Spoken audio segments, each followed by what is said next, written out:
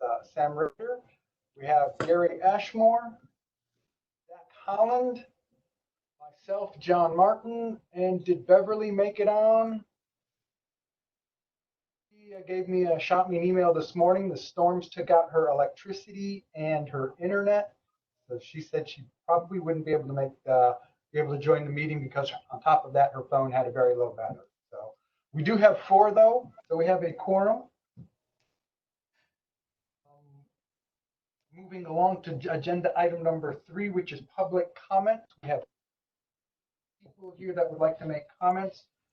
Please keep them brief. I will call your name and Mike will unmute you, or I guess you can unmute yourself, I guess. Yes. Mr. Edmund Chapman. Mr. Chapman on?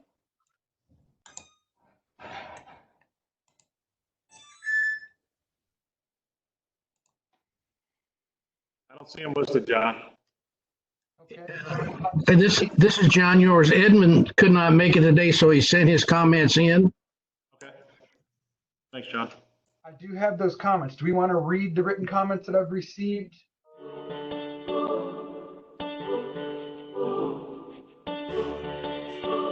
People, please, we got one of them there.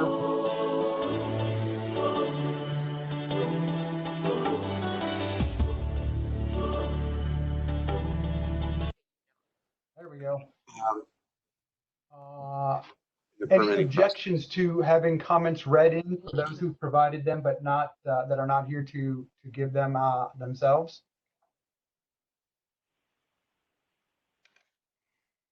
There are no objections, no hands popping up. I'm going to go ahead and read Mr. Chapman's comments.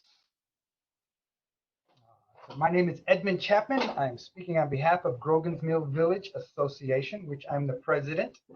Groundwater withdrawal from under the woodlands area that we represent is of major concern in the village. The impact of reducing the water table has a direct impact on increased subsidence, and that increases the risk of our residents to home flooding during multi-day rain events. The Lone Star Groundwater District has proposed 3 options to GMA14 for groundwater pumping rates within Montgomery County for the next desired future consideration, which GMA14 from which they will consider and create an overall DFC for the GMA14 region. 3 option cases are identified by the people. We know option 1 is previously defined as Run D, for which the impacts to water tables and subsidence loss has been previously published. LSGWD has not been willing to share anything other than water withdrawal rates for options 2 and 3. The data shared only shows impact on the Jasper Aquifer water table and drawdown tables. However, many specifics supplied with Run D are missing. Yet, since they have indicated the 2 options pull more groundwater than option 1, we are certain these 2 options will result in greater water table reductions, thus more subsidence.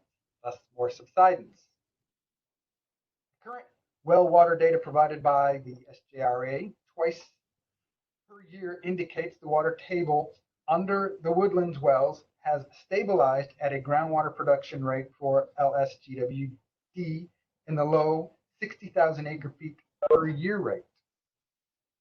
We know by concrete data that for the drought year 2011, the LSGWD produced about 93,000 acre feet of groundwater. During that time, the water tables for the wells in the woodlands, both in the Jasper and Evangeline, dropped to approximately 450 feet below MSL. Alarmingly, these are the lowest water tables on record to date. Following year at LSGWD, withdrawal rates of 70,000 acre feet, the water tables started to rise. Water table raising has continued to increase as LSGWD withdrawal rates have decreased to its approximately 60,000 acre feet per year. The 3 options being proposed all have groundwater withdrawal rates in excess of this piece of actual data. We can all agree our residents' homes cannot tolerate the resultant potential subsidence. LSTWD has promised the citizens of Grogan's Mill subsidence data since last fall, and as yet it has failed to produce anything that would support this large increase in groundwater withdrawals, any of the three options. A reasonable view is how can the LSTWD bring forward such a dramatic change in groundwater withdrawal without this critical data? Grogan's Mill respectfully asks that none of the three options be accepted and that none be incorporated into the pending DFC process. Respectfully submitted on behalf of Grogan's Mill Village Association Board. Not too often I have to read out loud and keep going. So that was Mr. Chapman's comments. Next on the list is Mr. Yore. You are here, correct, Mr. Yore? Yes, I am. Fire it up. It's all yours. My name is John Yores. I'm a resident of the Woodlands and a director of Montgomery County MUD 36. Groundwater withdrawal from under our woodlands is a major concern. The impact of reducing the water table has a direct impact on increasing subsidence, and that increases the risk of our residents to home flooding during multi-day rain events. Lone Star Groundwater District has proposed three options to GMA14 for groundwater pumping rates within Montgomery County for the next DFC considerations. The three options are identified by numerals 1, 2, and 3. We know option 1 is previously loosely defined as Run D, for which the impacts of the prior Run D water tables and subsidence loss has previously been published. Lone Star is not willing to share anything other than the water withdrawal rates for option 2 and 3. The data shared only shows impacts in the Jasper Aquifer water table and drawdown tables.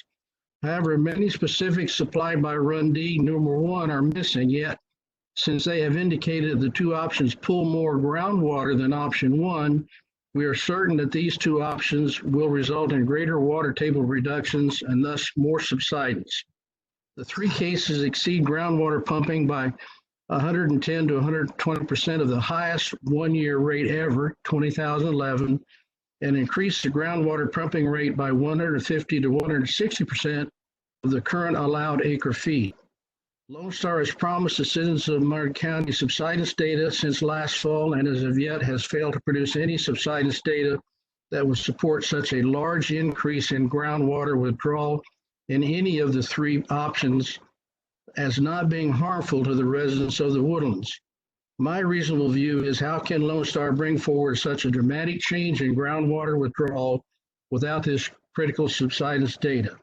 I respectfully ask that none of the three options be accepted and none be incorporated into the pending DFC process. Thank you. Thank you, Mr. Yores. Next up, Mr. Kelling. Is Mr. Kelling out there? Yes, I'm here. Can you hear me? All right. Ron. My name is Ron Kelling. I'm the Deputy General Manager of the SJRA, and we own, operate, and maintain 38 wells in Montgomery County, which makes us one of the largest groundwater producers in the county. Our comments today are based on what we heard presented at the Lone Star board meeting on April the 14th and the data provided by their consultants. They provided three different DFC alternatives ranging from 100,000 acre feet withdrawal to 116,000 acre feet withdrawal, which had a resulting drop in the Jasper Aquifer static water level in southern Montgomery County, anywhere from 350 feet to 900 feet over a 50-year period of time. Lone Star's consultants acknowledged that this drop in static water level of this magnitude would result in a large loss of production that would need to be offset by higher horsepower motors, different pumps. Our concern is that some of these drops would represented by these three options would result in significant reductions in groundwater well production that could not be replaced solely by replacing pumps and motors. Some would require lowering the pumps if it's even possible, and if it's not possible, to have to drill wells. In some cases, is lowering and reduction in well production would decrease and have no recourse to capture this lost production. This jeopardizes the significant investment that our customers have made in groundwater production over the last 40 years. Unfortunately, Lone Star's consultants' presentation only included examples of estimated increase in power costs for lifting the groundwater from greater depths. Did not provide an estimate of the extensive capital costs for well rehabilitation and lowering, newer, larger pumps, newer, larger motors, and any additional infrastructure up to and including the completion and drilling of new wells that would be borne by well owners throughout Montgomery County and all of GMA14. And please note that some of the wells that we have are less than 10 years old. So we anticipated, like I said, an extra 40 years of service life in the wells that we currently have. Also, as mentioned by others, in addition, there's been no information provided by Lone Star's consultants about the potential subsidence caused by these significant water level declines in the aquifer. Therefore, they have included no cost analysis regarding the economic impacts of additional subsidence, including the impacts of additional flooding on the homes, the repair of the homes and businesses and structures, and the reduction in property values. The consultant presentations also did not discuss damages caused by fault movements triggered by pressure changes and corresponding subsidence. So our request is that we respectfully request the GMA14 Joint Planning Committee to consider all impacts and costs due to the millions of residents that are in GMA14, and including costs to rehabilitate and completely replace groundwater well production, and the economic impacts to the increase of subsidence resulting from water level declines proposed based on the 3 DFC options presented to their board in April. I thank you for this opportunity to provide this information to the GMA14 today. Thanks, Mr. Kelly. Next up, Miss Laura Norton. What? Yes, here I am. Can you all hear me? Yes, ma'am. Thank you. The floor is yours. My name is Laura Norton.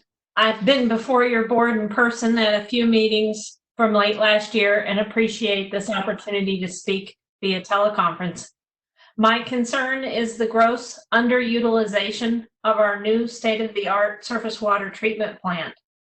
It seems like some in Montgomery County think that our decision to construct that plant this past decade is of no concern to them. Well, we're saddled with that debt from the plant and we're required to pay it off.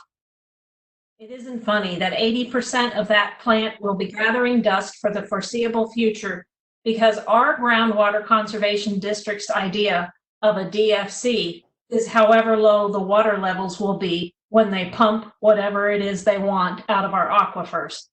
Don't allow it. It's not smart government, it's a train wreck. I blame our legislature for introducing us to this new world of conservation districts that can be bought by a rich well owner. Have you seen the SJRA GRP division budget meetings? Montgomery County is looking at a 15% hike in water rates next year. We're having to pay the principal and interest on a plant that we're hardly using. So I thank you for your time and I hope that you guys can do something to stop this. Thank you. Thank you, Ms. Norton. Next, I have Miss Penny Bradshaw. Yes, I'm here. Hi, how are you? I'm good. The floor is yours. Okay, thank you. And thank you for the opportunity to make my comments. Of course, my name is Penny Bradshaw. I'm a longtime resident of the Woodlands. I have followed Montgomery County water issues since 2018, when the Lone Star Groundwater Conservation District elected its first board of directors rather than being appointed, funded by the Restore Affordable Water Political Action Committee, Quadvest, and several other private water utility owners, and political action committees. Since that time, I have watched this new board struggle to uphold their responsibility to regulate production from water wells due to what I perceive as pressure from outside influence from those groups who funded their campaigns. The district representatives in GMA14, of which Lone Star is a member, extensively review and evaluate, amongst other things, the potential effects of DFCs to strike a balance between increasing demand and sustaining aquifer levels. Representatives of GMA14 have concluded that the way to stabilize groundwater levels and subsidence is to limit groundwater production. With many property owners competing to pump groundwater, it has been proven that excessive withdrawals cause the lowering of water tables and in turn subsidence and increased pumping costs.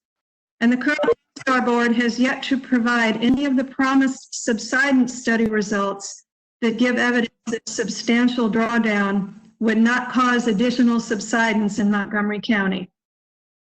After watching the most recent Lone Star Board meeting online, I was surprised by the presentation given by the new consultants for modeling new DFCs. Lone Star is proposing 3 options for potential DFCs, which will ultimately draw down the aquifers even farther than current or past pumping. They don't appear to be taking into consideration the drastic drawdown of the wells could potentially create added costs to property owners who would potentially need to drill new or deeper wells and or purchase new equipment for pumping as the water levels drop, as well as cause further subsidence.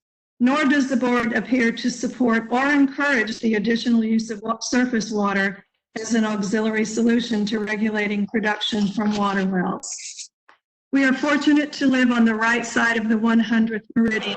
We still have robust aquifers from which to draw.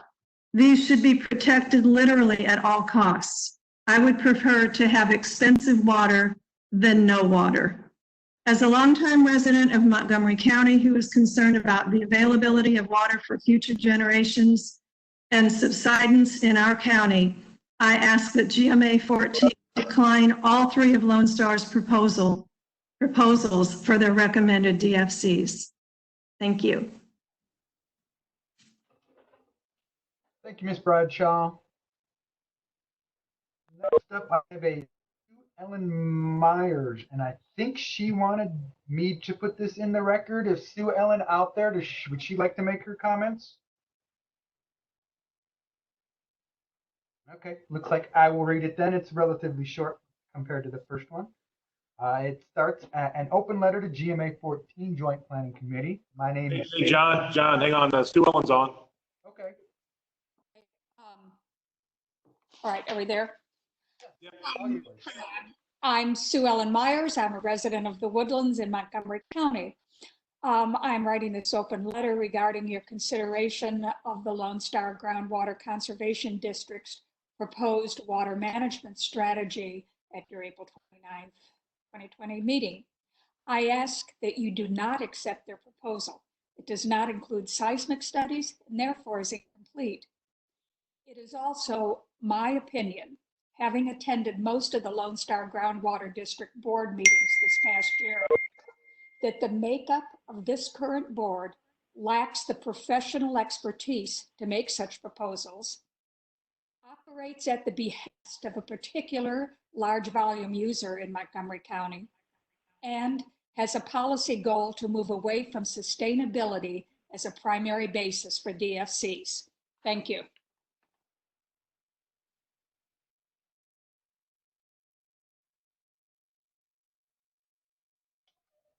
Thank you, Ms. Myers. Next, we have Glenna Sloan. And again, this one may be one that she wanted me to read. Is Glenna out there? If you would please read it, I would appreciate it very much. Relatively short. Let's get it in the record. As a deeply concerned citizen of Montgomery County, I've spent over a year sorting out the intricacies and complexities of groundwater. From my beginning place of thinking that groundwater was water that lay on the ground, to attending GMA14 meetings and being enthralled with Mike Turco's and Intera's presentations. I can attest can attest, where I go, I can recognize that groundwater is one of our most precious resources. Any use of it should be done only with careful analysis of up-to-date knowledge and technology, consideration of our neighbors' needs, and prudent attention to the Earth's ability to naturally recharge this vital gift given to our generation and the generation to come. My fear is that the gift will be raped and monetized, prostituted, if you will, for the greed of the few to the detriment of the many, and that our beautiful country will become a desert, ever ruined for our grandchildren. Glennis Sloan's comment. Next, we have George Newman. Mr. Newman online.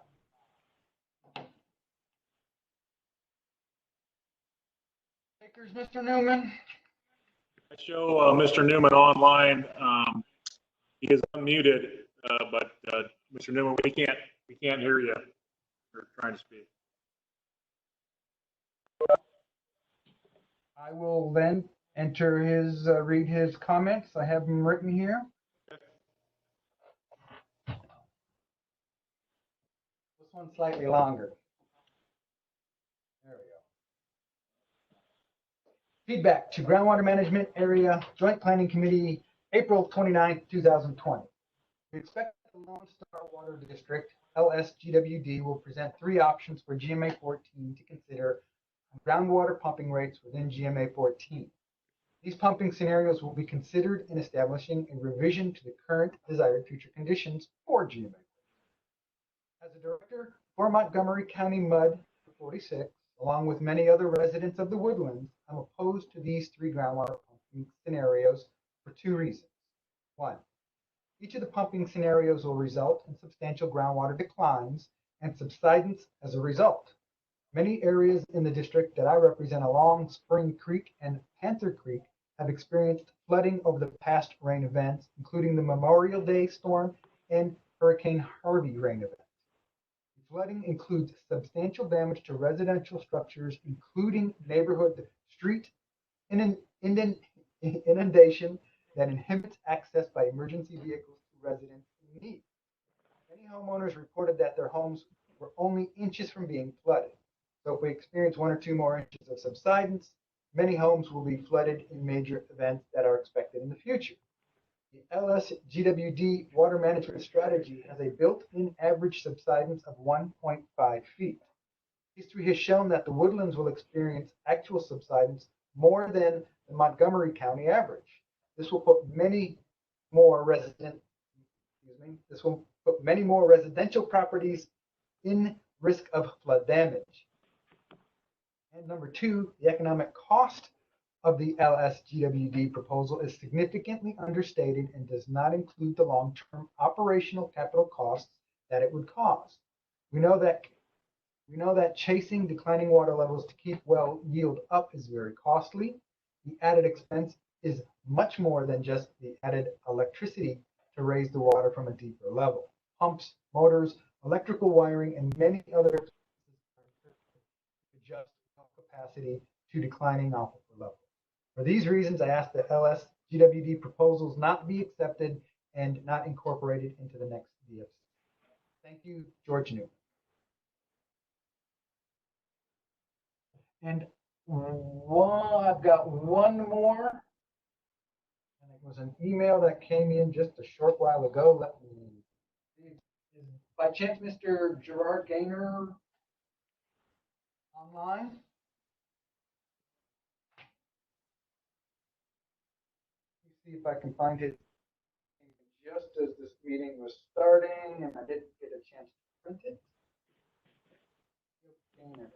Hey, John, I had an additional request to speak after this one as well, okay? Great. I was going to open it up for that. So yes, anybody who needs to put comments in, we will get you squared away. This is from, I will assume, Dr. Gerard Gaynor. The email is titled Neil Gaynor. Mr. Martin, please find attached the speaker request form for the GMA14 meeting be held at 10 a.m. on April 29, 2020. I've just learned a general notion of what LSGCD is planning to present to GMA14. As a consequence, I've had no time to prepare a public comment, but want to register my opposition to making a decision in favor of any DFC option that LSGCD presents. Please defer a decision on action concerning any LSGCD requests on DFCs to a future meeting. I have yet to see any plausible subsidence estimates from LSGCD in any of their consultant studies. In southern Montgomery County, subsidence will be a critical issue, especially in areas that have experienced unprecedented flooding from Hurricane Harvey. Regards, Gerard C. Gaynor, PhD. All the ones that I have advance warning on, Mike, you can take it. Okay, so if you'd like to provide public comment and we're not able to submit a form online, there's a button at the bottom of your screen that allows you to, or next to your name, that allows you to raise your hand. If you'd like to raise your hand, we can call on you and get you your opportunity to speak. I know Ms. Myers, I see that your hand is up, but you've already spoken, so I'm going to assume that you're okay. And Tom Michael, you had reached out to me this morning. I'm going to unmute you and feel free to make your comments. All right, good morning. My name is Tom Michael. I'm a former employee of the Subsidence District, current employee of the San Jacinto River Authority. Many of you know Ronald Neighbors, the former general manager of. He is suffering some major medical issues. He was just diagnosed with cancer that has spread to other parts of his body.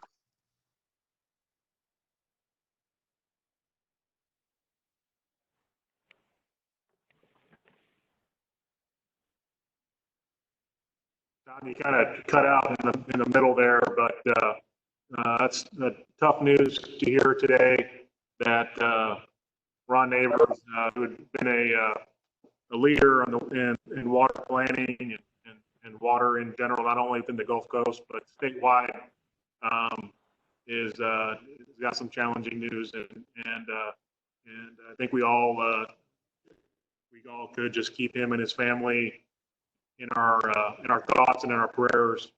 That would go a long way for him. Thank you, Tom, for bringing that forward.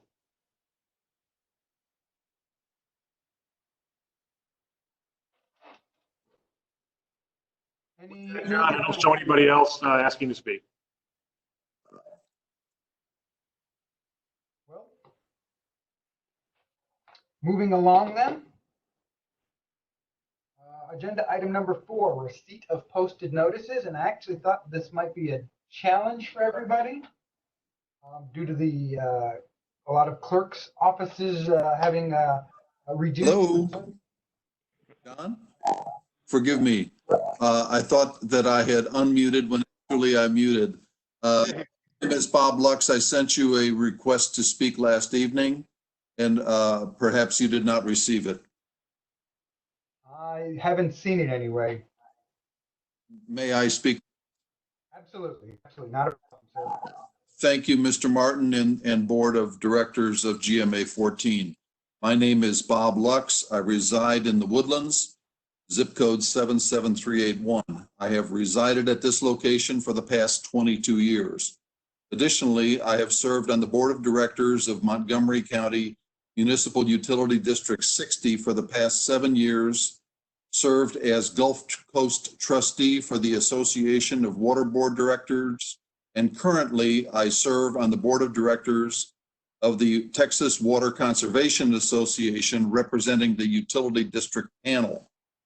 Recently, the Lone Star Groundwater Conservation District Board of Directors, staff, and consultants presented a report to GMA14. This report includes groundwater pumping scenarios that will lower the aquifer levels in the Jasper Aquifer to an average of 600 feet by 2070. I feel this amount of withdrawal from the aquifer is excessive, unnecessary, and should be rejected. I further request that GMA14 recommend to LSGCD that any new plan they submit will limit the amount of withdrawal from the Gulf Coast aquifer not to exceed 64,000 acre-feet of groundwater per year. Concerned about the potential impact to the existing groundwater wells, but also the potential for compaction of the Jasper aquifer, which will result in additional ground subsidence. Many homes within MUD 60 have experienced devastating flooding during recent weather events. It is undisputed that flooding has a direct link to ground subsidence, and ground subsidence has a direct link to aquifer compaction caused by overpumping. Should GMA14 adopt the plan submitted by LSGCD, the ground subsidence and resulting flooding potential to our residents and neighbors will be exacerbated.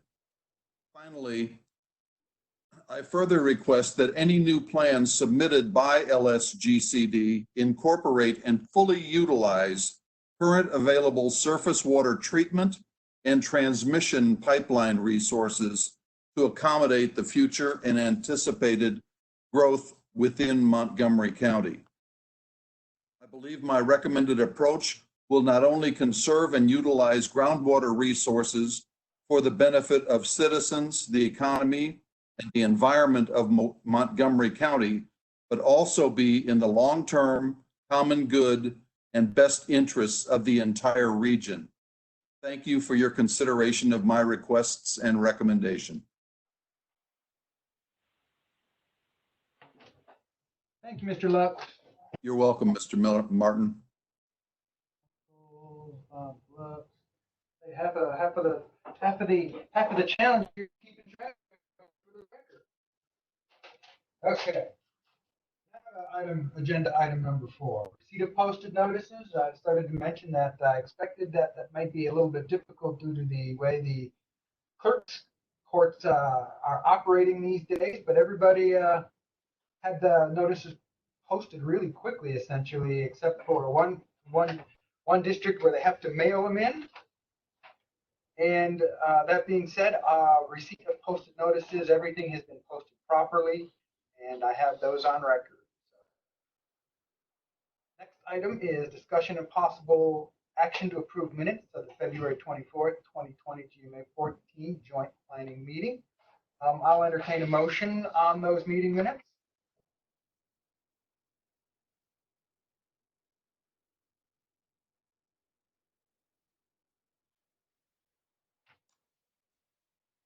I'll move, John. I'll second, Gary. Anybody have any questions on meeting minutes? Any comments? Hearing none, all in favor say aye. I'm not sure how this works, Mike. How do we do an aye across the board?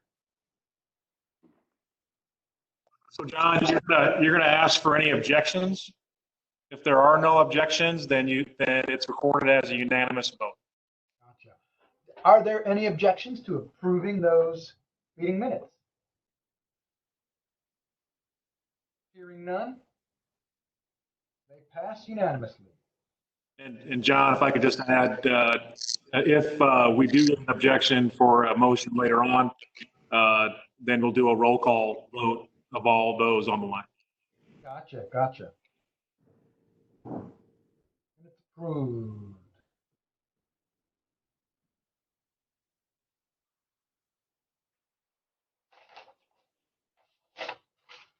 Next item on the agenda, number 6, update from the Texas Water Development Board and discussion of any related items of interest to GMA14. I see we have several members, but I believe Larry is the high ranker there. John, this is Larry French. I'm not sure if I'll call myself a high ranker or just the first one to speak.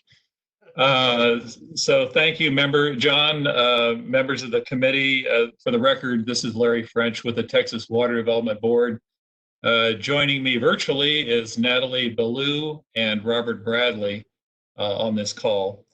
A few things to report from the Water Development Board. First of all, our modeling staff has been in contact and received technical updates from the U.S. Geological Survey and the Subsidence District's team working on the Gulf 2023 model update. I know that this group and a number of the districts have received briefings and updates on that model, and so our teams are working well together. Know the team of John Ellis with the USGS and the Subsidence Districts, particularly Tina Peterson, are organizing a stakeholders meeting for next month, I think May 20th. I know many of you have received an invitation to that, so we're working in tandem with that group. A couple of other things, we continue to review groundwater management plans as they've been received, so our staff, even though we're working remotely, continue to move those plans through the review and approval process. We have also been, our staff at the board also continue to have received and are reviewing what we're calling the initially prepared plans that have been submitted by the regional water planning groups, part of the state water planning effort. So that work continues as well.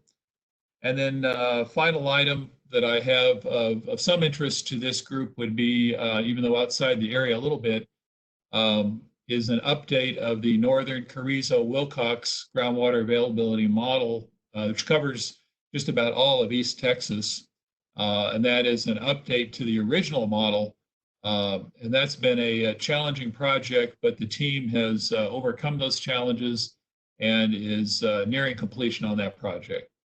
So that's what I have as a report from the Water Development Board, and certainly open for any questions from the panel. Any questions for Larry?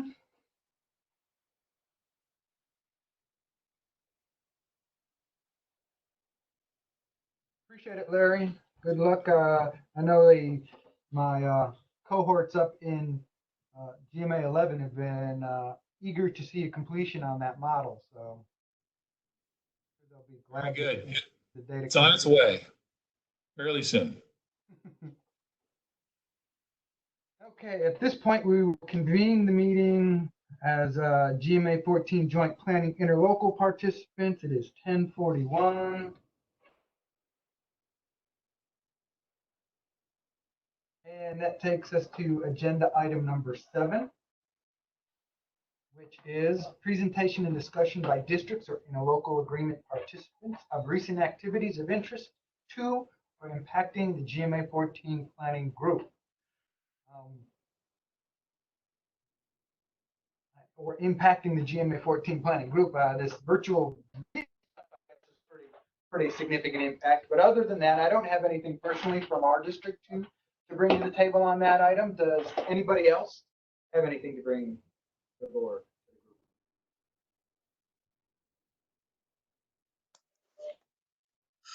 One thing that I would add, this is Zach Holland with Bluebonnet GCD.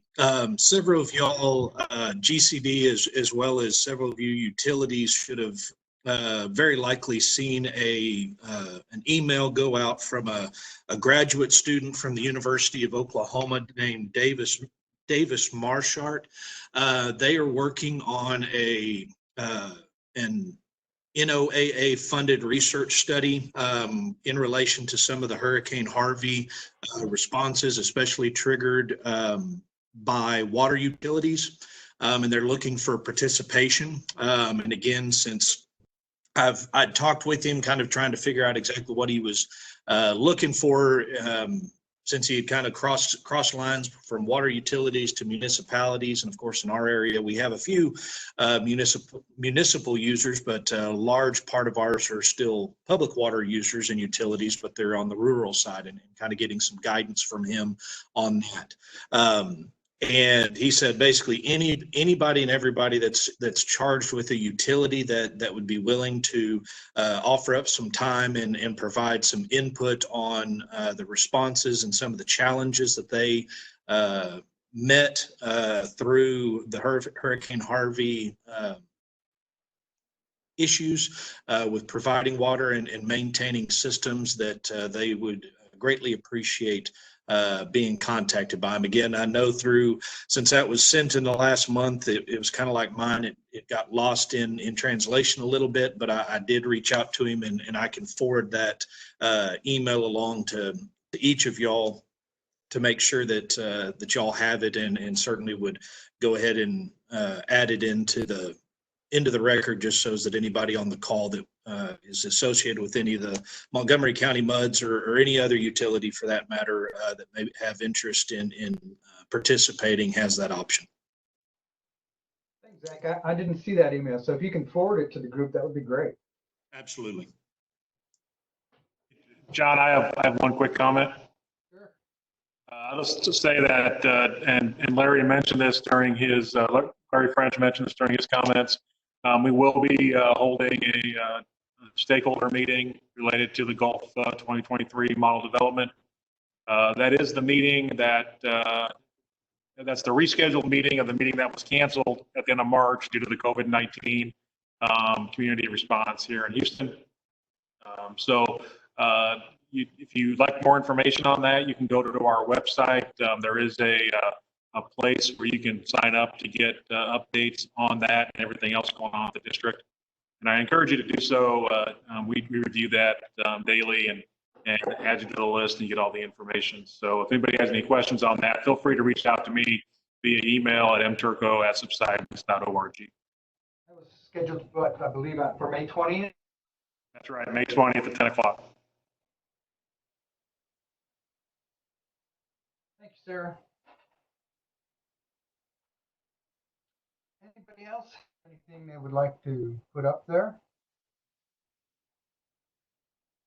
Hearing none, we move along to agenda item number 8, discussion and possible action regarding modeling approaches and results. This brings us to Mr. Wade Oliver of Intera.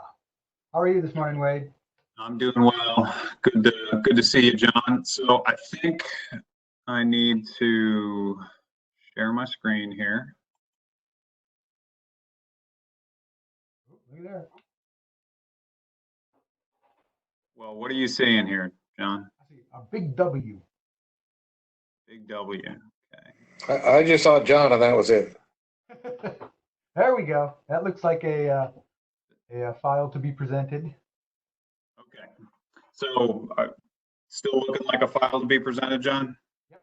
Yes, sir. Okay. Well, I'll get going, and as always, I appreciate the opportunity to present to the group. For those of you that I have not met before, my name is Wade Oliver. I'm a hydrogeologist at Intera, and I'm working with the Groundwater Management Area 14 Interlocal Agreement Committee here to help facilitate and provide technical guidance through this joint planning process. So we're smack in the middle of this process, and looking at, we have looked at different factors that are required considerations for development of desired future conditions. So we have looked at aquifer uses and conditions. We've looked at water supply needs and management strategies. We've looked at hydrological conditions, and we've also done some modeling to help understand the balance between these the conservation and preservation, prevention of subsidence on one hand, and then the highest practicable level of groundwater production on the other hand. And so this is what we, in a shorthand way, call the balancing test. And the purpose of this slide here is to indicate that the factors that we walk through can pull the GCDs and GMA14 towards one end or towards the other, and then some factors pull in both directions as you're trying to do this balance between providing water and making sure that the resource is conserved, and that subsidence, which is essentially irreversible, is minimized and prevented. And so these are the factors that we're considering as we're walking through this. My slides aren't changing, first of all. So my hope for today is to help us move forward with from looking at model run results, which is what we're doing today. It's what we have done in the last couple of meetings, towards evaluating those remaining factors that I mentioned on these previous 2 slides. So, you know, we've looked at a collection of model run results from the Intera side of things. We've looked at runs aimed at representing the highest practical level of groundwater production, which we just a reminder here, estimated as depletion of 50% of the available drawdown remaining in wells in GMA14 by 2070. And I'll get into the available drawdown definition here shortly. On the other end of the spectrum, so these are kind of bounding runs, was a conservation, preservation, and prevention of subsidence run, which this was not, again, aimed at a balance. It was aimed to essentially what is no decline on average in available drawdown. So that's the other end of the spectrum. And then we did runs to fill in the gaps. So 50, 60, 70, 80, and 90% in between there. The first run requested by the GCD members was in the middle, a 75% available drawdown run. So to put that in more layman's terms, it means that the height of the water column in wells, 75% of that height is remaining in 2070. Okay, so we've only lost 24% of the height of the water column. That's still a substantial decline, to be clear, but it's 75% remaining. Okay. And then there's a collection of what I'm calling multiple metric runs, which I'm presenting today. So we've done a good number of runs so far, and like I just said a second ago, my hope is that we can look at these runs, potentially look at runs presented by others, and select one or more runs for moving forward. That doesn't have to be today, but we to keep on schedule, I think that's something that we need to do soon. I'm going to take a pause here for a second. John, I'm not able to monitor if anyone's raising their hands. I am open to answering questions from at least the GMA interlocal agreement participants as we go along. So feel free to type in or let me know. I can't see the hands either. So Mike, can you take care of that for us? Yeah, Zach, you have your hand up. Yeah, that was for on the last item, so you're good. If you might just put your hand down.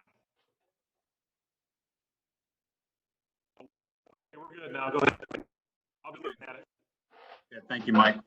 So as a reminder for the group, when there are many different definitions of available drawdown that are used in hydrogeology, there were several references to the Lone Star Groundwater District, their proposals in the recent board meeting, and the definitions of available drawdown used there are slightly different than what we're using here.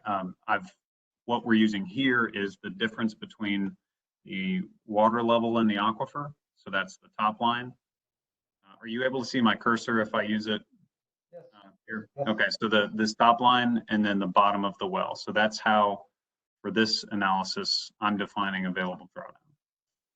And that is meant to apply both in the outcrop and all the way down in the subcrop area. So the next couple of slides are aimed at sort of a discussion of how DFCs are developed, and my hope is that you'll find this helpful as you're thinking about different ways to move forward through the process. So the first question that you would ask yourself is, does the metric such as available drawdown remaining or average drawdown over a county or whatever the metric is, does that capture the limiting factor on groundwater availability? If it doesn't capture or even relate to the limiting factor on groundwater availability, then it's not a useful metric. Another question is the time period over which you're looking. The Water Development Board has said that this round of joint planning is going to extend into the regional water planning process that goes out to 2080. So the model runs that you see today are also extending out to 2080. But the other question on the starting point, which is another way of saying the base year of your run, is do you have a data set from which to compare? If you don't have good water level data for 2009, which is the base year here, then it's a bit tricky to see how your water levels have changed compared to that base year. So that's another consideration. The third bullet here is the scale of your metric. The current DFCs for GMA14 the metric is average drawdown and the scale is county by county. The relevance of this question is, do you have the necessary access to monitor DFCs that you develop? For instance, if the DFCs that you developed rely on water level measurements taken outside of district areas, say in Liberty County or in Chambers County or other counties that don't have a clear mechanism for monitoring, then it's not to say it's something that you can't do, but it's, from a monitoring standpoint, something that you have to consider. And then finally, how directly the DFC can be monitored. This gets to how objective it is. And some of you will have seen this next slide because I presented something similar at a Texas Alliance of Groundwater Districts meeting recently, but it ties to the type of metric that you choose impacts both the area of the aquifer that is covered by it and how directly you monitor it. So let me orient you to this chart here. And I'll say this is I'm a quantitative guy, and this is a very not quantitative chart, but it's meant to get the concept across. So the x-axis going left to right here is how directly the DFC can be monitored. So the right side is it's monitored more directly, left side is less directly. The y-axis is the coverage of the DFC, and this is three-dimensional. So it's the spatial area that it's covered, and then the vertical, how many aquifers are covered by this. And so the higher end is more coverage, the lower end is less coverage. So let me use spring flow as an example of this concept here. Monitoring a spring, which is commonly done, say in Central Texas, it's very direct, it's very objective. You know exactly what that is. There's not a lot of fluff or analysis that goes into that. But that's very directly monitored. It's high on this scale. It is low on the coverage though, because it only really applies to the spring itself and the area immediately around the spring. It doesn't necessarily apply to the whole aquifer. On the flip side, the change in volume of an aquifer is very difficult to monitor directly, in that you have to first calculate the average drawdown over the whole area and then incorporate an estimate of specific yield, which is a very uncertain parameter. But it does have the benefit of having a large DFC, large spatial coverage for the aquifer, whereas spring flow does not. Some of the more common DFC metrics are average drawdown over an area. This is actually by far the most common metric and is the one currently used by GMA14. But subsidence is also used, and then we've been looking at average drawdown on well. It has this chart or this bar because if you have more wells incorporated into it, then you can get a better coverage. So these have the benefit of a relatively large coverage area and a relatively large an objective way of monitoring.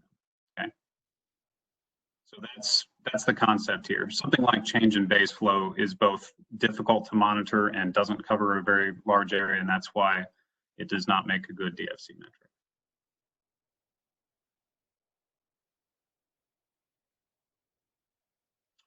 So the current DFCs for GMA14 are structured like this, where, and I'll read it here, from estimated year 2009 conditions, average drawdown of a particular county in the Chico Aquifer in GMA14 should not exceed 23.8 feet after 61 years. So there's a lot of components here. There's the base year, there's the metric, which is average drawdown, there's the portion of the aquifer, which is the Chico Aquifer in a certain county in GMA14. There's the qualifier of should not exceed, and then there's the value over a certain time period, okay? This is one way of doing it. It is the most common way of doing it, but it's not the only way of doing this. For what I'll call a single metric DFC, and the current DFCs are a single metric average drawdown. The issue with this is that the limiting factor of groundwater availability in any location varies across the GMA, whether it's impacts to wells or the expected demand for water or subsidence as examples. It varies because, as we've talked about in previous meetings, aquifer uses and conditions, hydrological conditions, subsidence risk, all of this varies across the GMA. And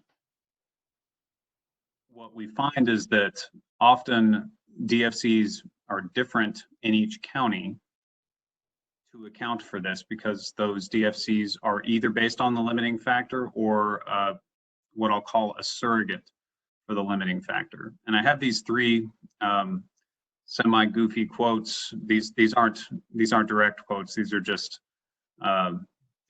examples. But if someone says a drawdown of 47 feet in my county should keep subsidence at a tolerable level, that's articulating that DFC of 47 feet of average drawdown is a surrogate for the limiting factor of subsidence.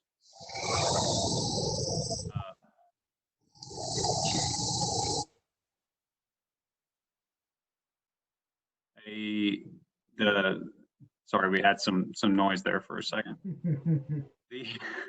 This middle one here, a drawdown of 68 feet in my county should give us enough water to support future growth without big impacts to existing users. And so what is kind of indicated by this is that their limiting factor is that there's not a large demand for water, and that, following the concept of adaptive management, that this fictional individual is comfortable with an impact of 68 feet of drawdown, because that allows for substantial room for growth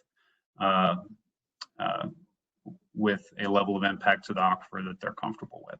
So hopefully the concept that the limiting factors vary across the GMA makes sense, and that you can articulate DFCs based on different limiting factors. And I want to emphasize that this is both common and this is okay. It accounts for those developing a single metric DFC, accounts or can account for varying aquifer conditions and address the local balance between the highest practicable level of production and on the one hand, and conservation, preservation, et cetera, on the other. The downside of developing DFCs like this is that it is difficult to explain the differences between the DFCs in different areas unless you're deeply involved in water and in groundwater on a day in and day out basis. Why does one county have an average allowable drawdown, a DFC of 10.2 feet, and another one has 47.9 feet? And explaining why those differences, even when there are good explanations, can be explored. So I have gone through and essentially as a demonstration of concept, tried to see if there's another way to account for different limiting factors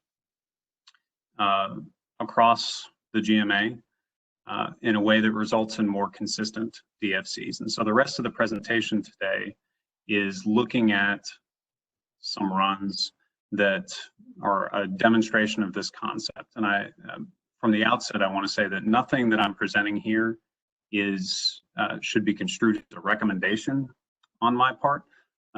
Both from the outset of our assistance to GMA14, I've reiterated that I'm not going to be advocating for any particular DFC or trying to push you guys in any one direction. What I will be doing is trying to provide technical guidance on the relationship between cause and effect.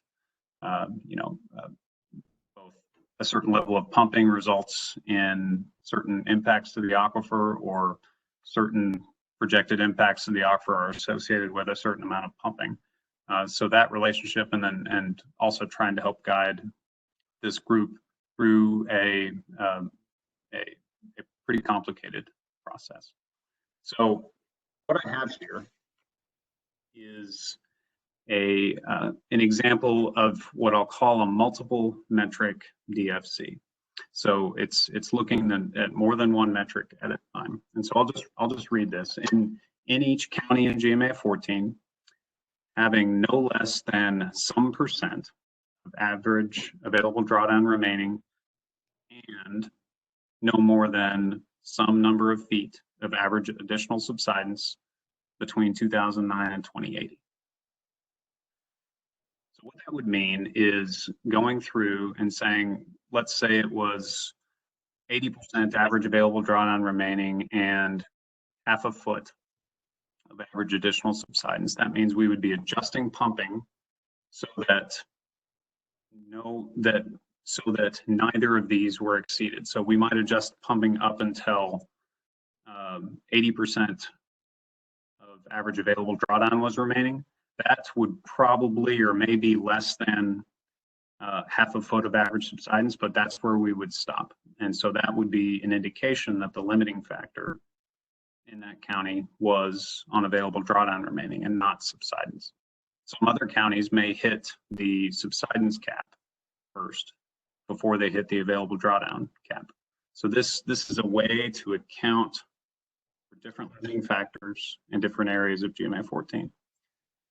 This paragraph at the bottom is not what I would say is it's not incorporated in as part of the DFC, but it is an acknowledgement that it's important that we keep the pumping distribution realistic. So I'll read it. To allow for growth while ensuring the distribution of groundwater availability remains realistic, the modeled pumping in each county will not exceed some certain amount of acre feet per year above the maximum projected water demand in the state water plan.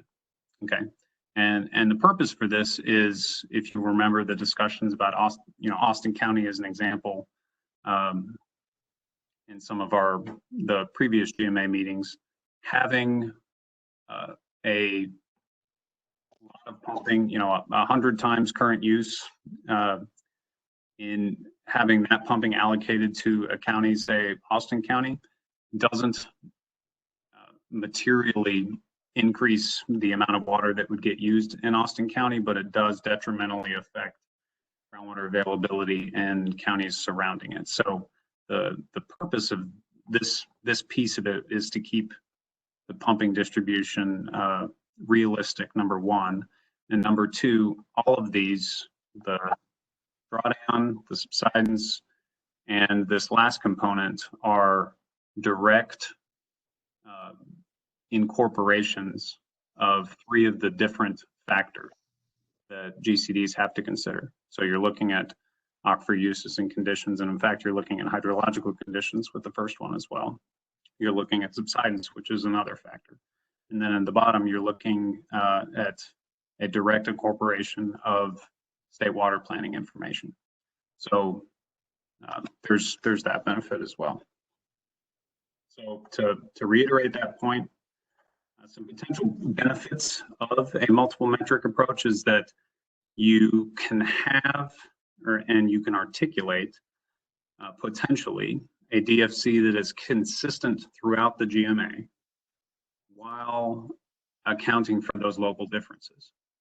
So to put a finer point on it, each GCD would have the same DFC under this approach, or could, if the GMA decided to move forward like this. Another point here that I kind of made before is that the process and the results they both directly link back to the statutory factors, those considerations. And it has a less direct link to the existing pumping distribution. So to the extent that folks will say, oh, these are being reverse engineered, I can tell you going into the scenarios that I'm going to present in a second that I did not know what the pumping was going to be when they came out on the backside. And so that is a benefit there. The potential drawbacks, though, is that having multiple metrics that apply to your district would require you to monitor more than one thing, in this case, both subsidence and well impacts, to demonstrate compliance with your DFCs. And then the second bullet here is that this is kind of a new approach. So there's to the extent that you think of doing something new as a drawback, then I've got it in that column.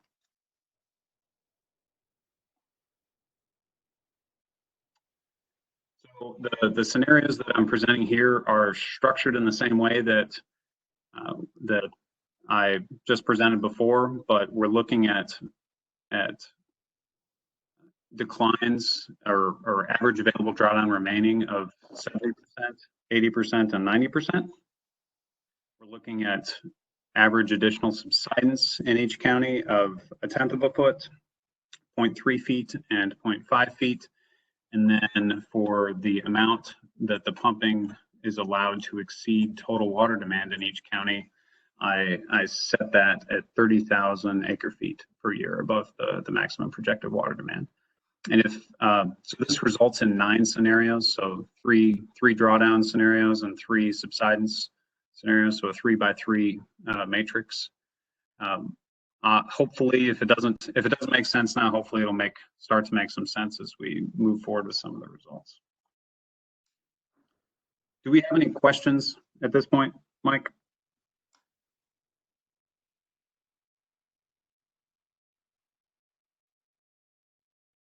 Yeah, Wade, can you hear me? Samantha has her hand up, and the only one. Okay. Yes, I can hear you. On your last slide, my question is just the 30,000 acre feet per year above the maximum projected water. Where did you come up with that number, just for context? Sure. So to let you in a bit on the approach, at first I was thinking of some factor above the current water use in each county. Say, oh, let's not double water use, or let's not go more than 50% above current water use, or something like that.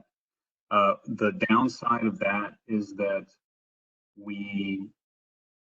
if someone has 1,000 acre feet per year in their county or 10,000 acre feet per year in their county, that doing it by a factor really doesn't, there's a big swing there.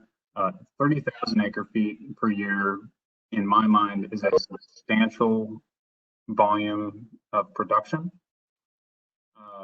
and is something that many counties are exceeding. And if a county had 2,000 acre feet per year right now, and I capped it at doubling, that would only go up to 4,000 acre feet, which may not even be enough for a single large project. So I wanted it to be enough to cover several substantial projects. Does that make sense? Yes, thank you. Yeah.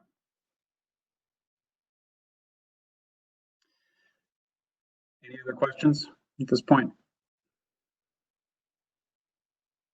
Okay.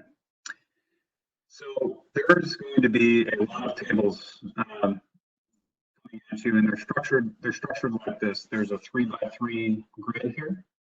So each box represents a result for a different scenario. So the top left box is the 70% available drawdown scenario and the 0.1 feet of average additional subsidence scenario. Bottom left box similarly is 70% available drawdown remaining and half a foot of additional subsidence. Okay, so that's yes, sir. So you kind of in your head, your voice is coming, it's cutting out a little bit. Okay. Not sure how to do that. Is this a little better? Is this better? Okay.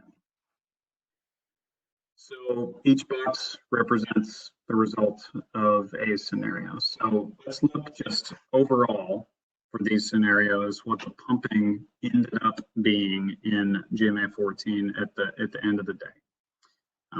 So for the lowest impact scenario, which is 90% available drawdown remaining and a 1/10 of a foot of additional subsidence, the overall pumping in GMA14 was a little over 700,000 acre feet.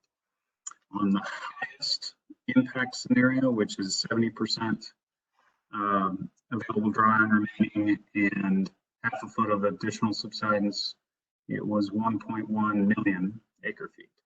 For context, the current MAG is 950,000 acre feet per year. This is at the end of the period. And I present it this way to show that these scenarios kind of bracket, 20%-ish on each side, the current MAG that is in place.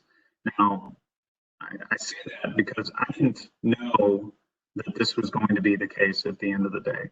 I did not know what the pumping was going to be going into the runs. We were optimizing to these scenarios, but at the end, I was happy to see that we were bracketing what was currently in place. So at least on a broad scale, we haven't strayed too far afield.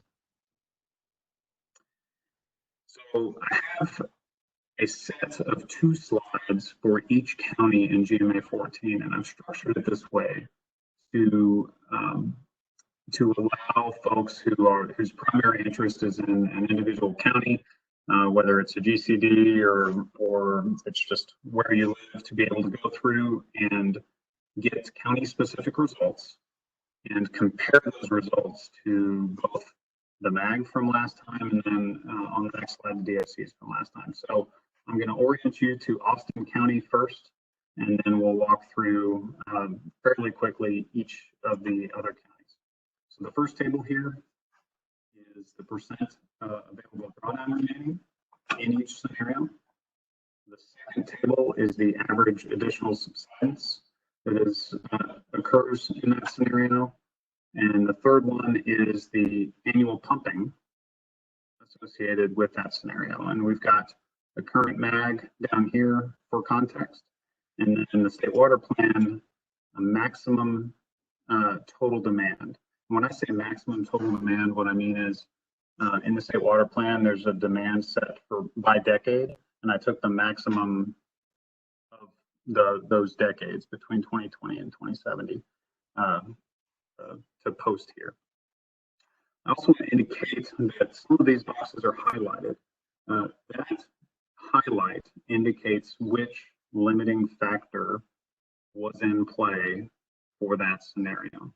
So if the box is highlighted in this, say in the middle here, that's because average additional subsidence was the limiting factor. And then, as you can see, in Austin County, we matched a 1/10 of a foot of average additional subsidence in both, well, in these top 3 scenarios, and then a 0.3 feet in the middle 3 scenarios. So that's why that was the limiting factor. For the half a foot of additional subsidence scenarios, the limiting factor for Austin County was actually the pumping. So this pumping is 30,000 acre feet per year above the maximum state water plan total demand.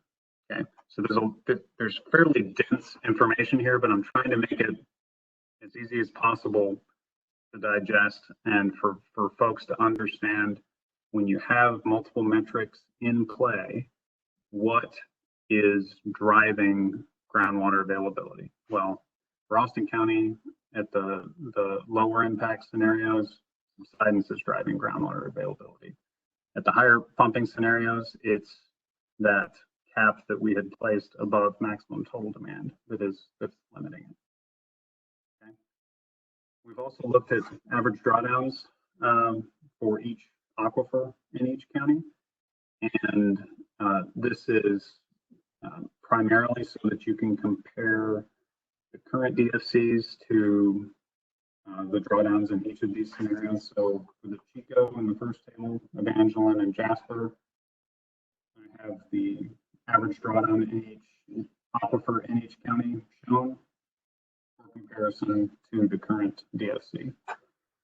So in the Chico, the current DFC is 39 feet, and these scenarios range from 23 feet of average drawdown up to 52 feet. Similar for the Evangeline, where the current DFC is kind of in the middle of the 10-foot to 37-foot range, and in the Jasper here. Current DFC is 76 feet, and these scenarios range from 16 all the way to 165 feet of average drawdown in the Jasper. So that's an Austin County example.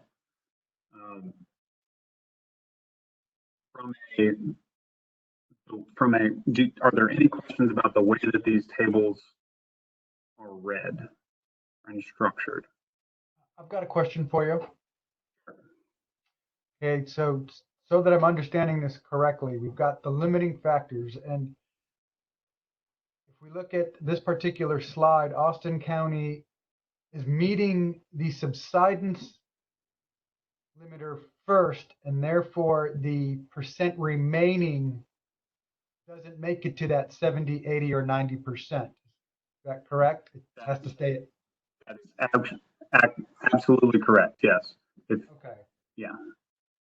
And to take it further, if the group were to say, you know what, we want to keep it at 0.3 average feet of average additional subsidence, but take it down to 60 or 50% available drawdown remaining, that wouldn't change their availability either, because they would still hit the 0.3 feet first. Does that make sense?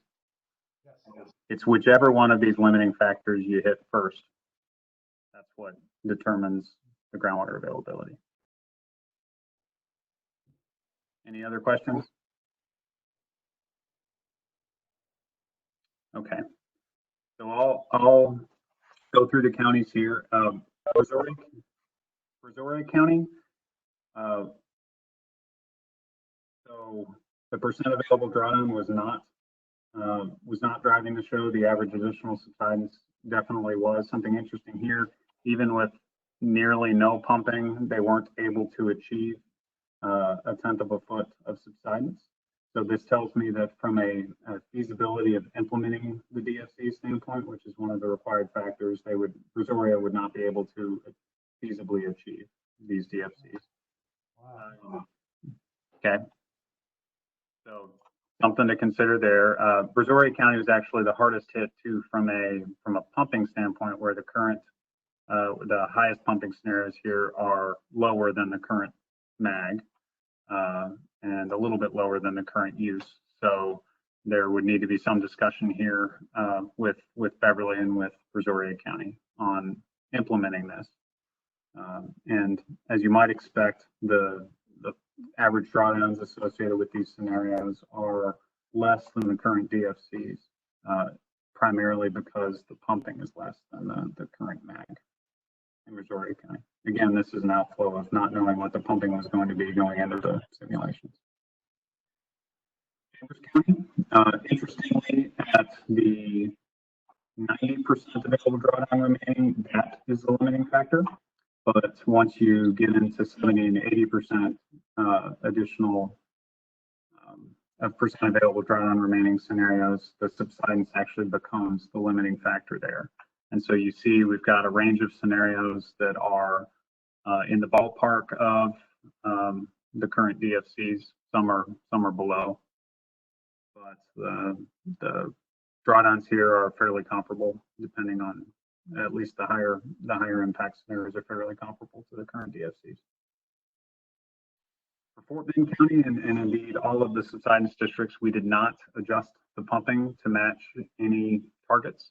So similar to our previous runs, we're assuming that their regulatory plan is going to proceed independent of the joint planning process. So that's why the pumping is the same.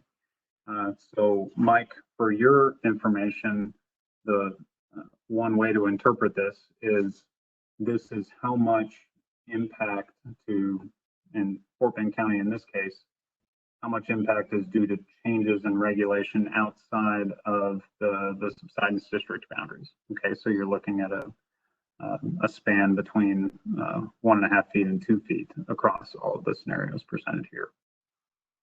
And 70% available drawdown remaining and 62% available drawdown remaining for Fort Bend County. And then you don't have DFCs, but these are the associated drawdowns.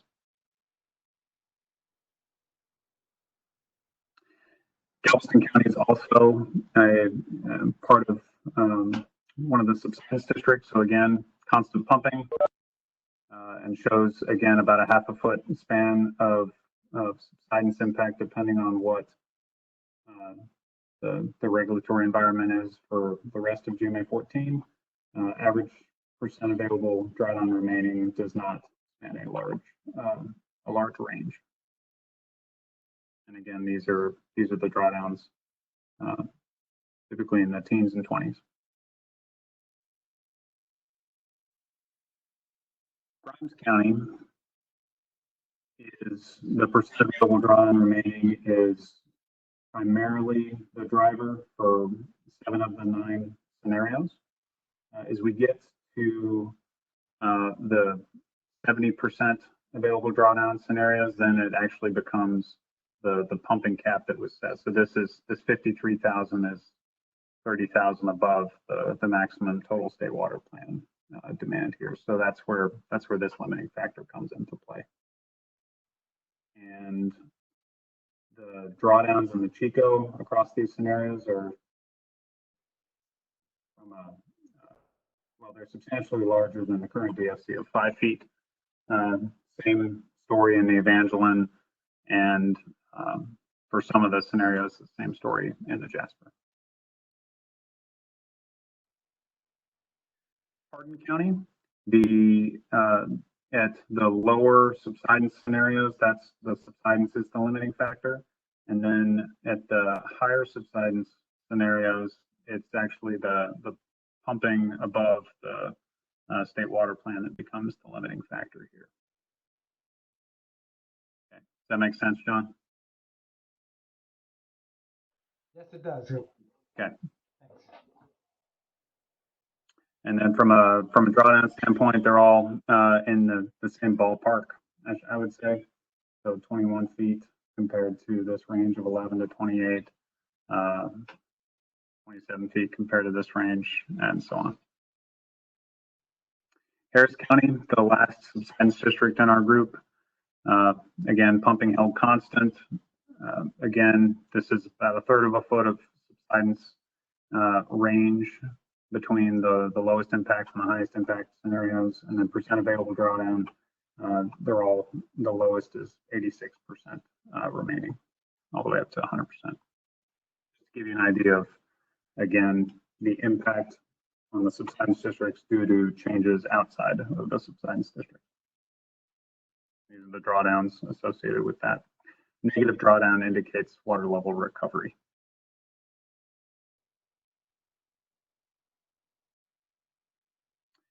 Jasper County, so this, John, is another one in your district. The percent available drawdown remaining is, except for these top 2 scenarios, is going to be the driver of what limits groundwater availability under an approach like this. Okay, so that's why these are highlighted yellow on this side. And you've got a pumping ranging from 37,000 acre feet up to 76,000 acre feet, with your current mag at about 67,000. And this is that drawdown comparison.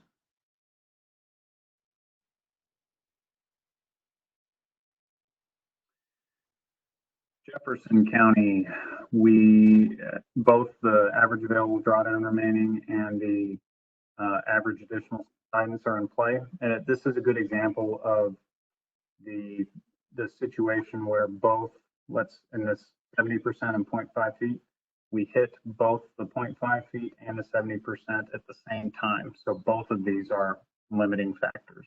So there's a few cases where there's multiple limiting factors that get hit at the same time.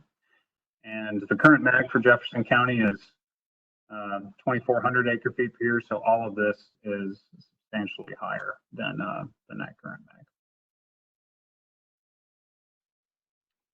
Maximum state water plan total demand in Jefferson County is very large, however. That's being met by surface water and other sources. These are the drawdowns associated with that. And I'll make this available to whoever has it. It's out on the Dropbox right now.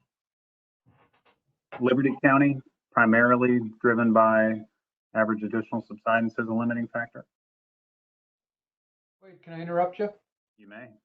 Just got a text from Ms. Sherry. Apparently she's got her hand up, but it's not working for some odd reason. She's hoping that she can get Jason to chime in here, it sounds like. And this is Jason. Be happy to comment now, or if you'd like to hold till the end, I'm fine with that as well. Your call, Wade. No, go ahead, Jason. Okay, I was just going to, going back to Resoria's data there, I wanted to point out, well, first and foremost, I want to thank you for what you put together here. It's really great information and exactly the sort of data sets that this group needs to look at to evaluate these different potential impacts. And of course, it also represents one of the challenges with applying one set of DFCs across the entirety of the GMA, that you do have some very extreme impacts to one district versus another, and so on and so forth. As you pointed out, the impacts to Brazoria are very extreme in this situation. And I think it's one of those that the board is going to be looking at very closely as they reconvene to look at the information you presented here and make some decisions from that point. Last time, the DFCs, you'd pointed out the drawdowns before, and how those related to what you simulated here. And of course, that impact on the overall pumpage is about half of what was modeled in the last MAG. I want to say that going back to the data we looked at that point, the level of subsidence that coordinated with those levels, those amounts of drawdown, and that MAG was somewhere around the 0.7 feet range. So, definitely outside of that 0.5 that you're looking at in this exercise. But I would think that the district would want to, as part of this, look at another scenario that kind of goes back to those that were considered at that time because of that large amount of impact that we see at the overall MAG. The district they're not quite approaching that previous MAG level of pumping right now, but they are using certainly more than 24,000 acre feet or so at this point. And so it would be a very large shift in their management in a short period of time. So, I would just recommend on behalf of the district, they may want to consider looking at that in the future. And I know this is an ongoing process, and you'll be looking at those different considerations coming up, but just wanted to point that out for the overall group. I appreciate that, Jason. And yes, you bring up a great point about the subsidence associated with the previous DFCs. If there was a desire to move forward with a scenario that was 70% available drawdown remaining and then 0.7 feet or 0.8 feet or something, some change in subsidence, that could address it, but that is dependent on the appetite for the GMA for trying to, and I'll say force, a single DFC applied everywhere versus having DFCs that are different in different areas, as is currently the case. And I want to emphasize my point from earlier, which is to say either of those approaches are acceptable from my perspective. This is Mike Turco. And Mr. James Beach has his hand up, and I'm going to make sure he's taking questions. I just want to say, as it relates to the uniform across the GMA and discussion, there's no question that we have a first GMA areas that have municipal use, industrial use, to control and rural use. You have areas that are going through areas that have in the past rapidly developed and are now being developed. So that what Jason just pointed out is a great point. Diversity that we have going on in our profession, and it's all of the counties, all of the different districts, one particular criteria, very challenging effort because that got it across the. I want to make a comment.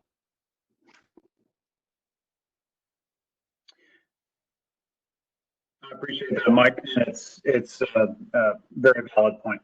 And if it, I mean, my feelings aren't going to be hurt at all if it doesn't work to have a single approach across the GMA, both from it's not my role, but also attempting to do it and failing would highlight or what I think would emphasize the diversity of the different areas within the GMA.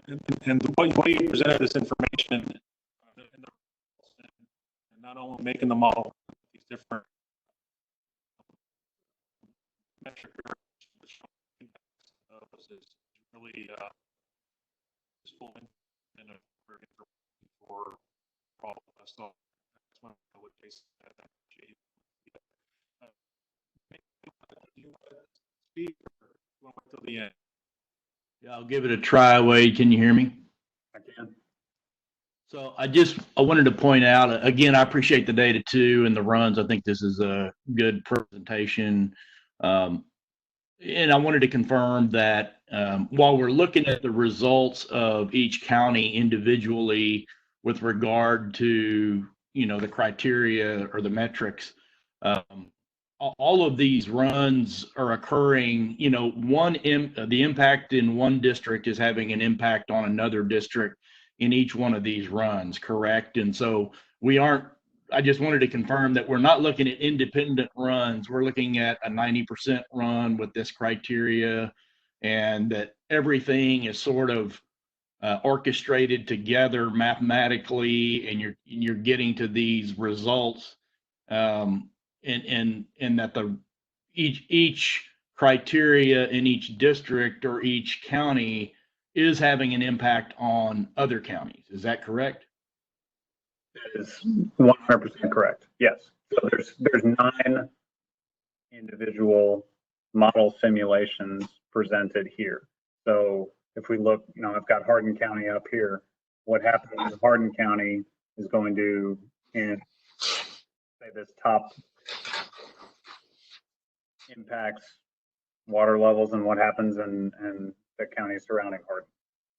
Okay. So yes, good point. Was there anything else, James? Nope, that's it. Thank you. Okay. I saw Mike Keister raise his hand.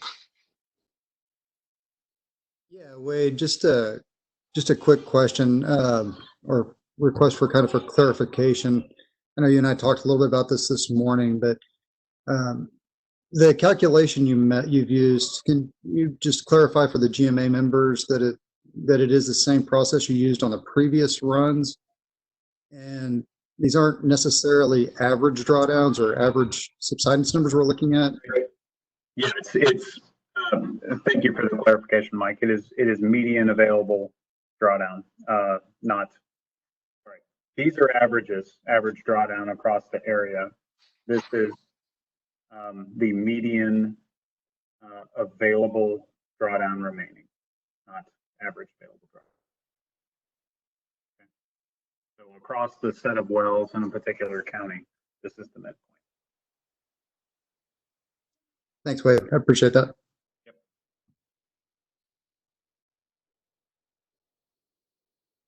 I'll continue here. I think I was in Liberty, which means Montgomery County is next.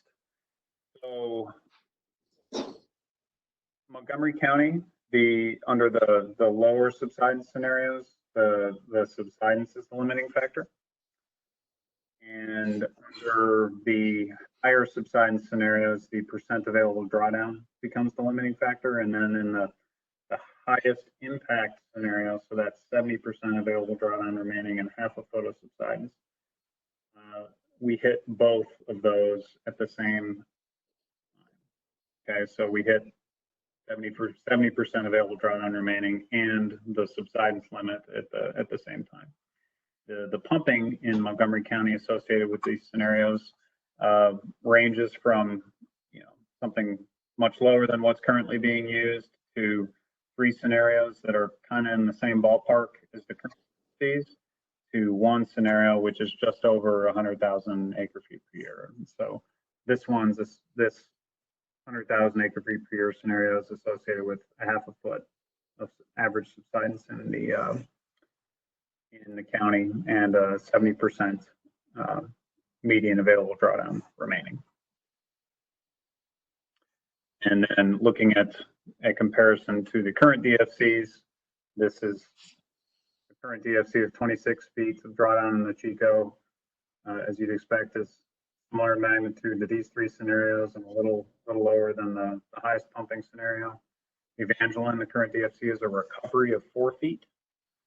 So that's how it compares to those scenarios. And then in the Jasper, the current DFC of 34 feet is less than the Jasper drawdown in at least these 4 higher impact scenarios.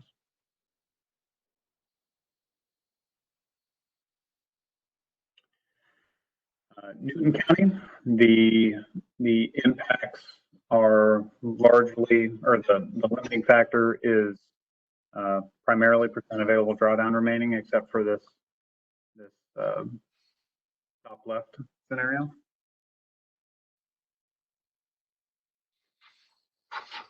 And then this is the comparison of the average drawdowns.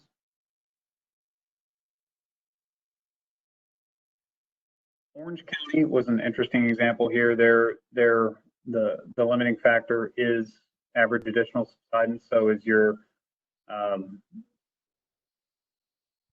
anyway, as you increase the as you increase the percent available drawdown remaining, you're getting a little more water available due to impacts in neighboring counties. As an example, most of these are in the same ballpark as the current MAG. Here's the average drawdown comparison. Polk County, at the lower impact percent available drawdown remaining, so the 90% scenario, that's the limiting factor. But at any of the higher impact scenarios, the pumping limit of 30,000 acre feet per year above the maximum total demand becomes the limiting factor. And you can see that the current DFCs line up pretty closely with the impacts associated with most of these scenarios.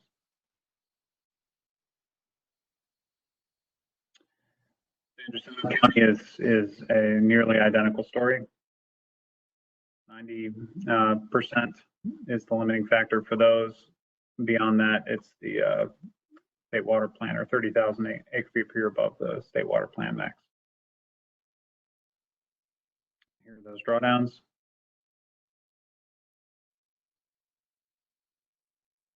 Tyler County, percent available drawdown remaining is the maximum there. And again, under the higher impact scenarios, the pumping cap comes into play. Average subsidence is not not a limiting factor under these scenarios in Tyler County, or is not even close to a limiting factor. And this actually illustrates the point, Mike Turco, that you made earlier of the diversity of conditions, and Jason, of the diversity of conditions in GMA14. These are those average drawdowns.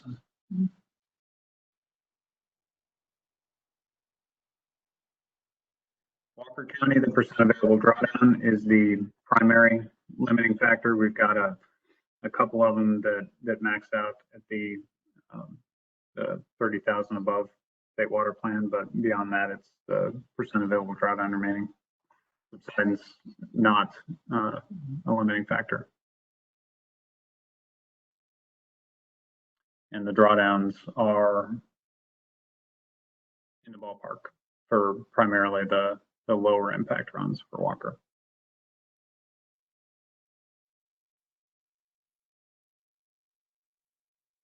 Waller, for the low subsidence scenarios, actually for 6 of the 9 scenarios, subsidence is the limiting factor, and for the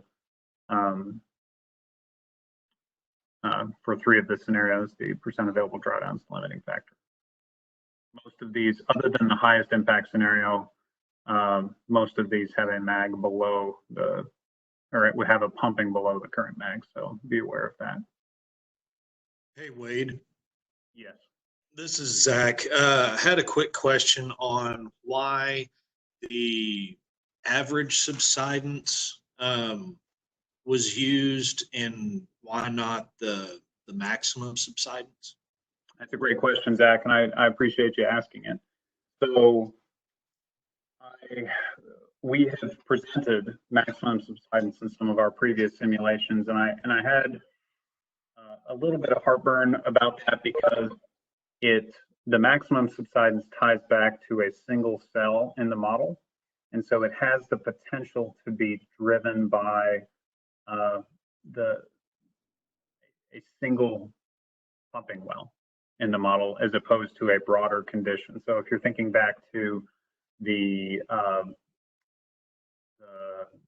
graph that I presented earlier, it's trying to find a metric that has a broader applicability across the county as opposed to a single point. Now, certainly an average subsidence of half a foot or 0.3 feet is going to be made up of subsidence that is both less than and then greater than that certain level, right? So you have to be aware that there could be areas with subsidence above that amount. That make sense, Zach? Yes, sir. Thank you. Okay. I think on to Washington, percent available drawdown remaining is the limiting factor, except that the higher impact scenarios, which the pumping limit comes into play. And then these represent drawdowns that are somewhat larger than the current DFCs.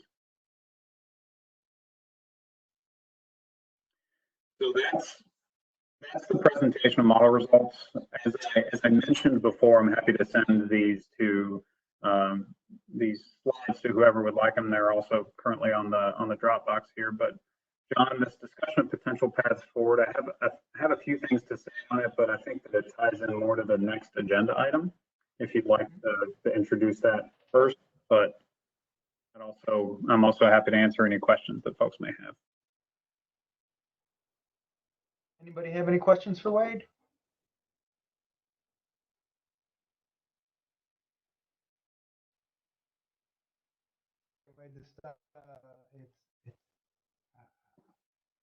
I think extremely useful in giving us a way to consider DFC, a broad DFC across the GMA, and like it's been pointed out a couple times before, it also there are a few places in there that show how diverse the area can be and how difficult it can be to try and fit everything in. So to the same model. Hey, John, this is Mike Turco. Yeah. I saw James Beach, you had your hand up for a moment, and then I want to verify that there wasn't a question there before John moves on. Right, I was lowering my hand. Thanks anyway, Mike. Appreciate it. Perfect. Thanks. Barring no further questions for Wade, we will move on to agenda number 9. That is discussion and possible action regarding the DFCs and the path forward for GMA14 to accomplish statutory mandates for round 3 joint planning. I think we're going to start this portion off with Lone Star and Sam. I think you guys have something to present to us. Yes. And I think, Mike, did you give me control or were you going to put the presentation up?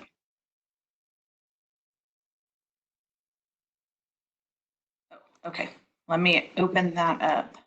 So I just transferred presentation control to you, Samantha. Okay, I am opening it up right now. And let's see if I can do this. John, would it be okay with you if I make an introductory comment to sort of bridge my presentation to this one? Pardon? All right, would it be okay if I made an introductory comment here to bridge this? Okay. So I presented a lot of runs just now. We've looked at runs in the past, and where we are in the process is trying to move forward to evaluating the remaining factors. My view, or it's my hope at least, that we can move forward with one or more runs in the near term. When I say one or more runs, I hope it's clear that whatever we select, no one is married to any particular run when we move forward. The threshold is, does this run help us better understand the balance between highest practicable and conservation preservation, and is it going to help us ultimately develop DFCs?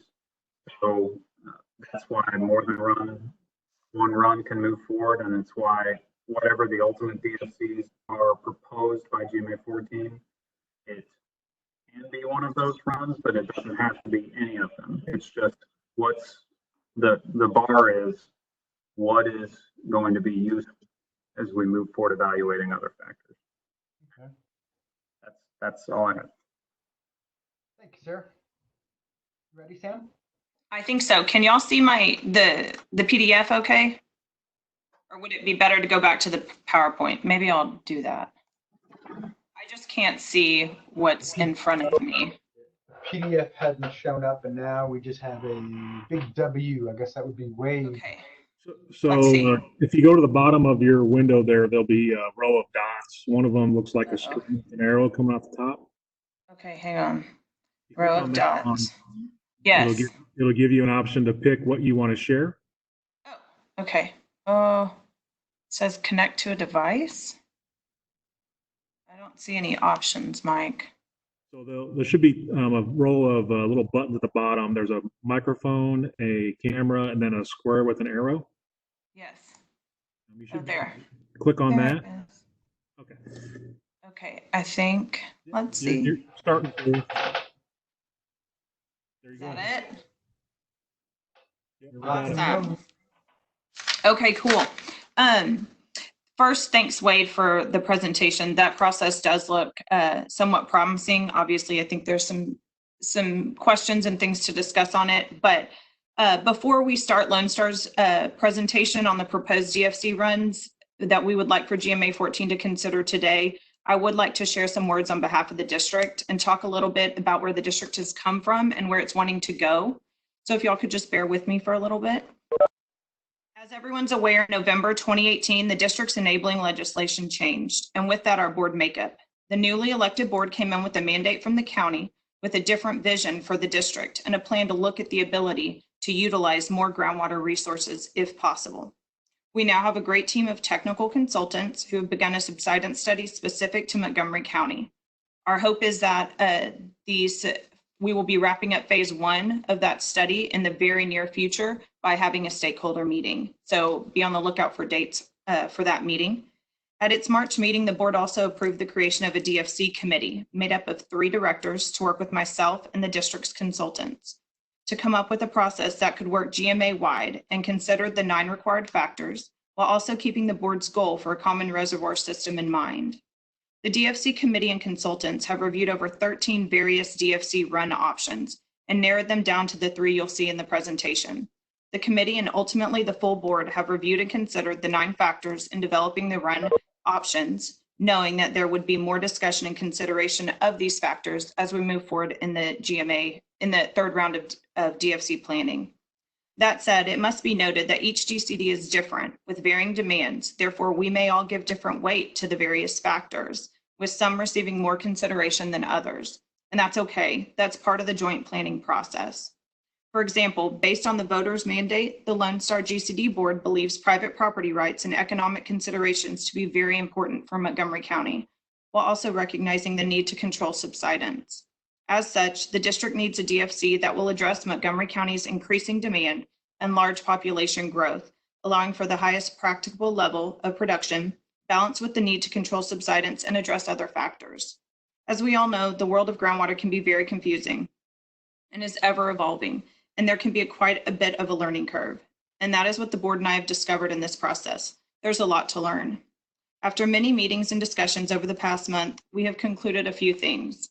1, the Gulf Coast aquifer system is one of the most prolific aquifers in North America, and groundwater is one of the most inexpensive water supplies. We need to take advantage of this prolific and inexpensive resource to the highest practicable level of production while preserving the resource for future use and minimizing subsidence. 2, groundwater and how counties are using groundwater is an evolving situation. And when and if new information or data becomes available, it's important to consider. The board has attempted to do that.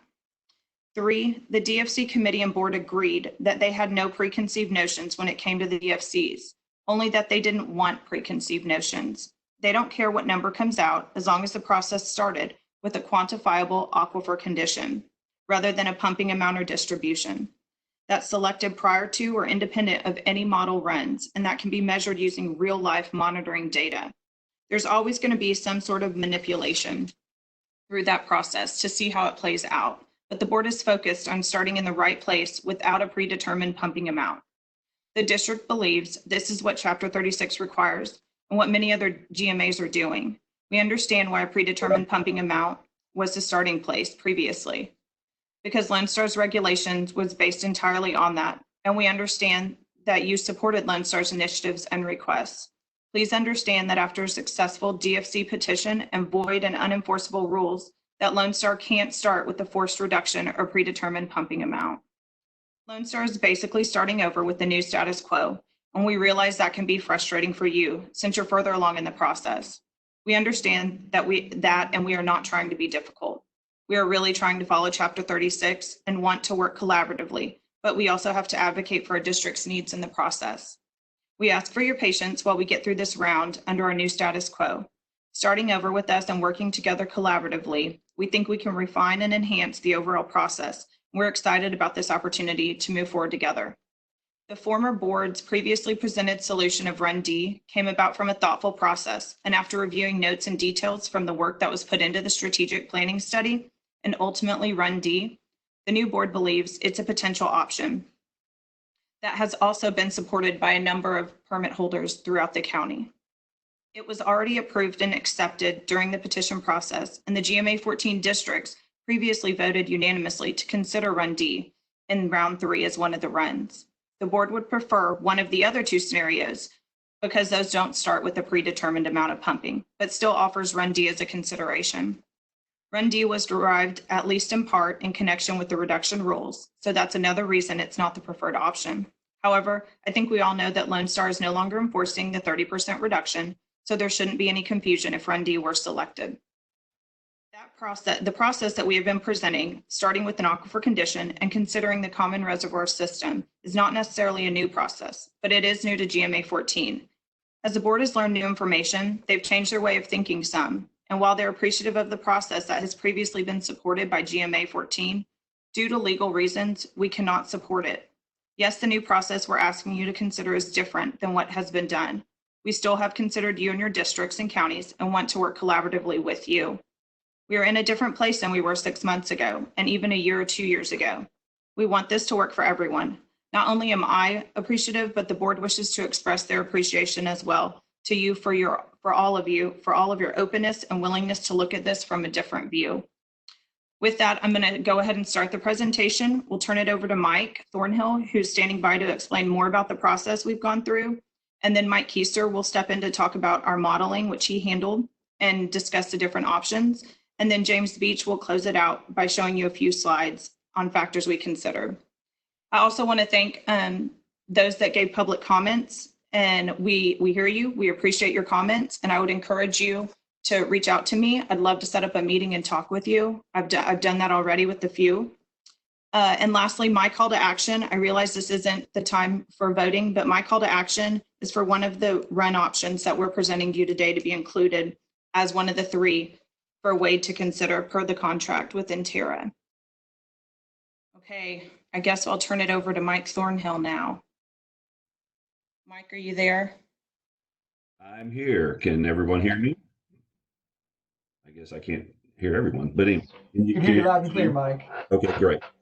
Well, it's straight up noon, so good day, everybody. I hope everybody's safe and staying sane. And I certainly appreciate all the work that everyone has done and the time. And so I'll be brief, but again, thank you for the opportunity.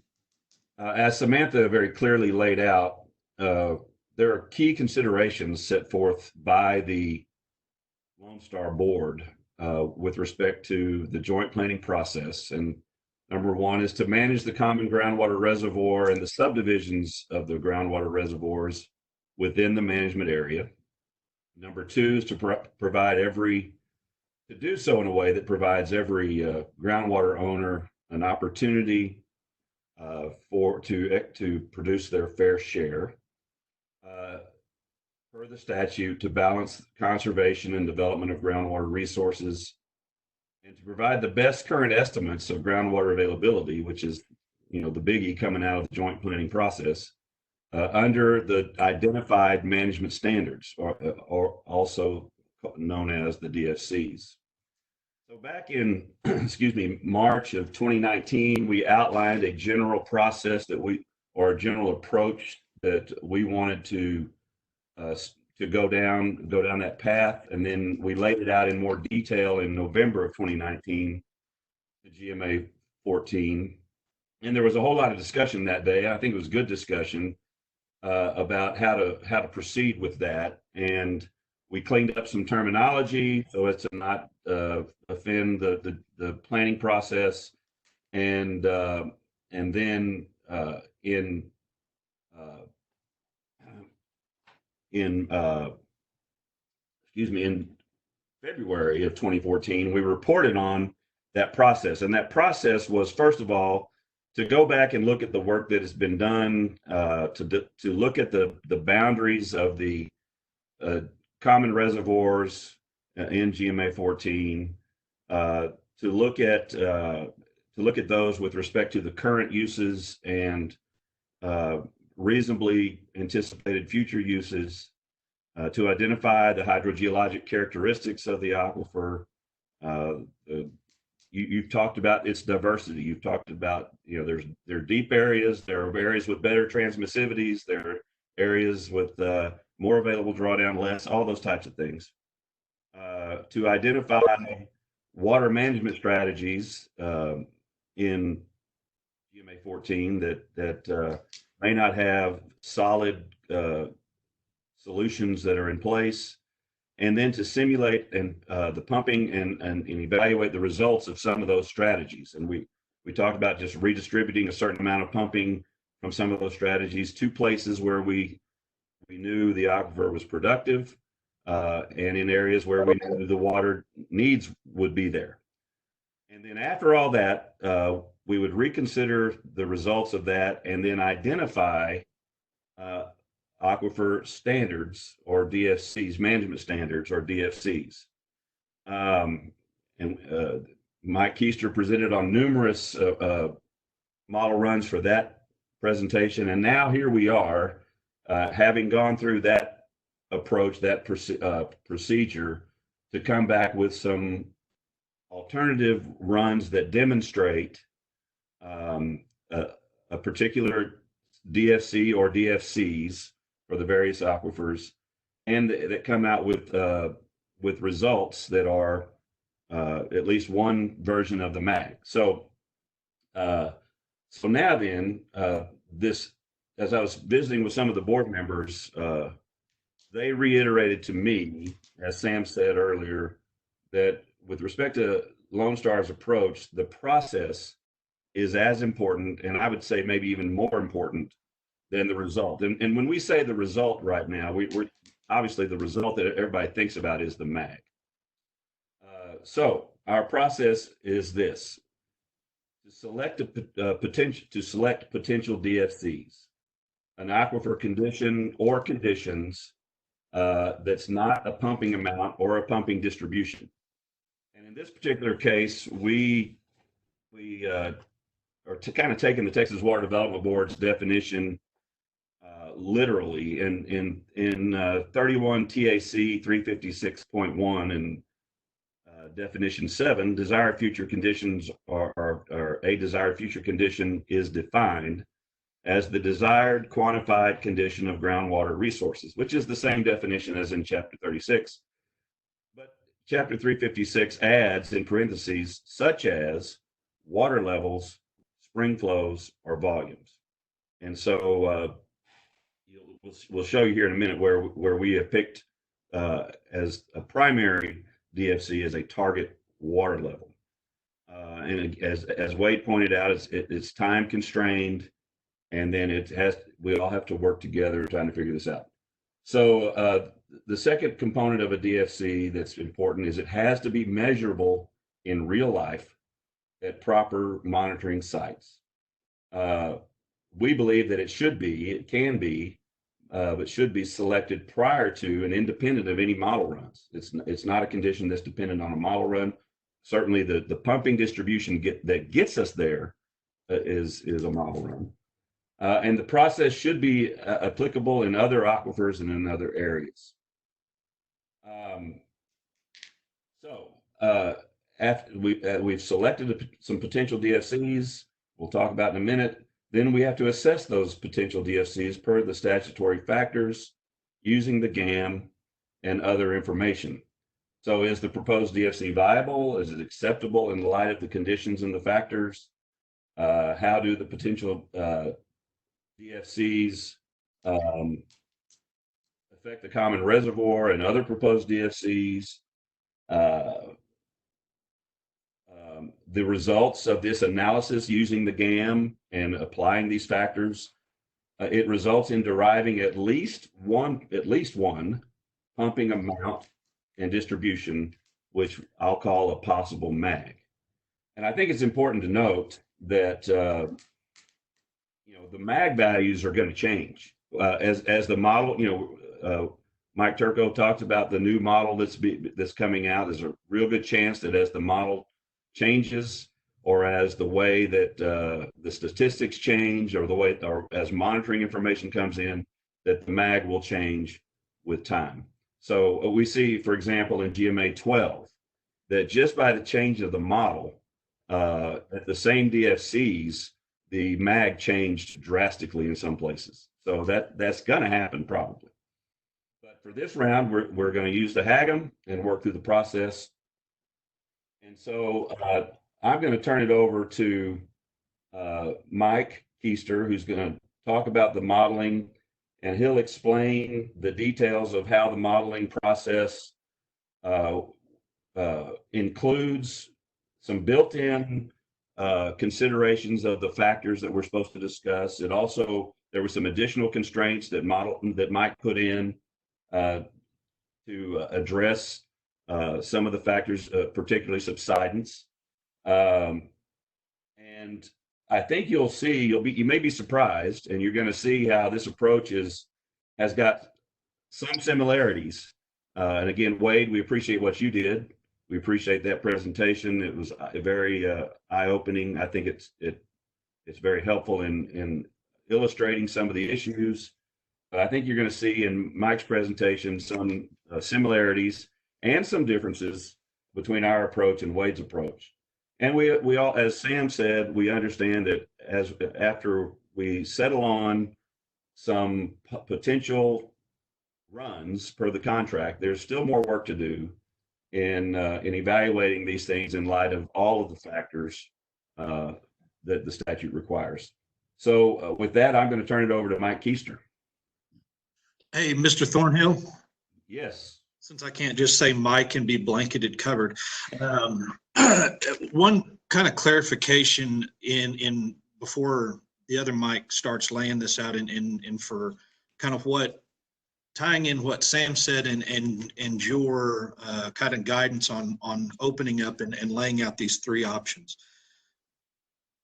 The action that Sam and the board and y'all are proposing is y'all's options or nothing, or is there any discussion or wiggle room on kind of having some further discussion on how Wade's approach, which everybody has agreed is very different and not quote unquote the old way of doing things, which we've gotten to this point because of how it either does or doesn't meet the criteria that you laid out? So, well, Zach, I can say I think more discussion is always good. It is not these three or no three by any means.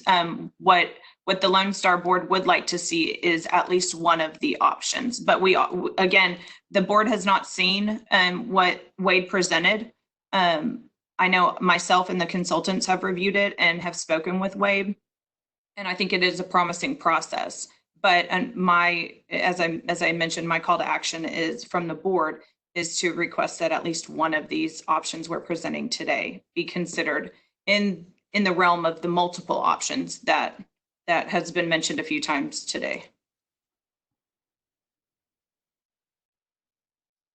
Does that make sense? Yes, ma'am. Again, just kind of clarifying that these options are the only ones that have even been discussed, talked about, or presented to the board.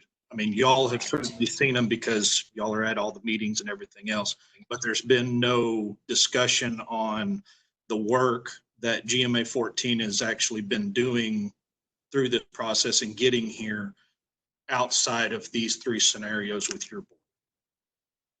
No, the DFC committee was created, and obviously the board has heard what has been presented at former GMA meetings or past GMA meetings. They just unfortunately cannot back any of those. Now, that doesn't mean that we wouldn't support some of those runs being one of the potential options that we move forward with, as far as, in considering the rest of the factors. That's not saying that at all, but it will be hard for them to back some of the runs that we have discussed, some of the work we have discussed. Fair enough.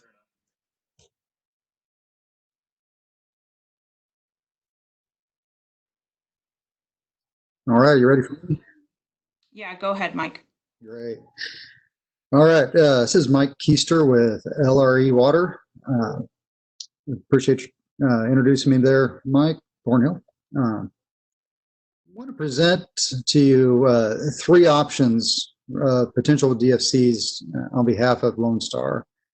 To try and keep things as brief as possible, one of the things that we did was we took the presentation and we're focusing really on the results there in Montgomery County, the options within Montgomery County, what it means for Lone Star, without getting into really too many of the nitty-gritty model details. As I spoke with Wade earlier today, we're going to save all the gory details of the modeling for him if one of these options are adopted. Yes, sir. So we're going to present our options here, just like Wade did with talking about remaining available drawdown. But we do define remaining available drawdown just a bit differently. As Wade presented, he was looking at available drawdown being the water level above the bottom of a well. We use the actual conditions to define what that deepest possible water level would be, and use that as the available drawdown. We also consider that not all aquifer areas are the same, and they should be considered a little bit differently. So in one of the ways, for example, when we look at a confined area, this would be where the available drawdown is considered as the water level above the top of the aquifer. Well, when we're trying to use just aquifer conditions, one of the things we also then have to consider is in an unconfined area, that definition would not apply. So we did develop some ways to talk about these three different types of zones: an unconfined area where water levels start out below the top of the aquifer, a transition zone where water levels are just a small amount above the top of the aquifer, and then confined zones where water levels are quite a bit above the top of the aquifer. And we did set it up to consider these areas differently. Like Wade, we also used that baseline date, the end of 2009, and a future date of 2080, the end of 2080. For the monitoring and modeling, when we develop these proposed DFCs, one difference between our approach, our process, and what you've seen is we only considered would have been identified as observation wells within the groundwater database. These could be observation wells that are from the USGS or operated by the Water Development Board or by groundwater conservation districts. This creates a much smaller set of wells than were used in the analysis that Mr. Oliver had done. So the table that you see on this slide, it presents the target remaining available drawdown at these observation well locations within Montgomery County. And knowing that we need to model potential DFCs, because of the modeling, we began with really an evaluation of previous work. As Samantha had mentioned, we reflected on the strategic planning study that produced Run D, and we determined what those values would be for each aquifer and zone at the observation wells. And this is shown on this table as option 3. Using the direction of the Lone Star Board regarding potential DFCs, we then applied that in order to determine option 1 and the option 2 values based on that previous work. Just as a summary, option 1, it has less remaining available drawdown in each aquifer, particularly in the and where it shows a 50% reduction from that baseline simulation. Option 2, it really just focuses on a reduction in remaining available drawdown, focuses that to the Jasper, where water levels are potentially brought down to the top of the aquifer to assess groundwater availability. So the process for determining these values, it's the same. It's consistent throughout GMA14. We conducted all of our work simultaneously across all of the observation wells located throughout GMA14. And while the values that you see in this table, they're different for each county, the process and the offsets from that baseline results, they were the same. The only difference being that in option 2, we left counties outside of Montgomery County at the option 1 values for the Jasper. So we feel like, this process of what it results in for us is a single water level in the future at each observation well location. We're able to concisely state a DFC, but that gives us actual water levels to look at within observation wells. And since these are identified already as observation wells, it's relatively easy to then go in and monitor them, which would then give us the opportunity to actually consider these potential DFCs without ever even looking at the model or looking at those results from the model. But of course, we do need to understand what the model is going to put out as far as some results. So if we go to the next slide, this is really an illustration of what these proposed options look like at 3 wells that are completed within the confined zone of the Jasper. Now it's important, go ahead and enter one more time, Samantha. There you go. So it's important to understand, the current DFC is essentially no change in the Jasper water level out through 2080. For the confined aquifer, that available drawdown is, like I mentioned before, it's that water level above the top of the aquifer. Well, option 3, it aims for a relatively small decline in available drawdown there through at the end of 2080. Where option 1 and 2, you can see where those lines land, and they allow more use and the use of more of that available drawdown by 2080 in determining what groundwater availability would be from the aquifer. So let's go ahead and go to the next slide. Talk a little bit about what we did in as far as trying to model these potential DFCs. So after we developed them and reflected, got option 1 and option 2, we wanted to understand what that would mean for a potential MAG.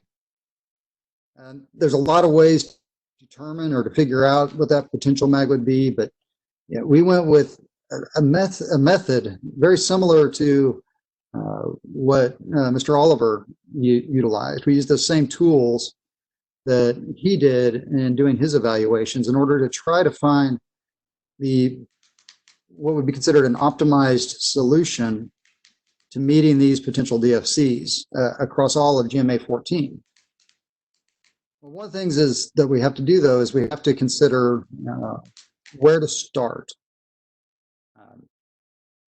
Wanted to be able to consider where projected pumping was likely to occur, build upon some previous projections, some previous work.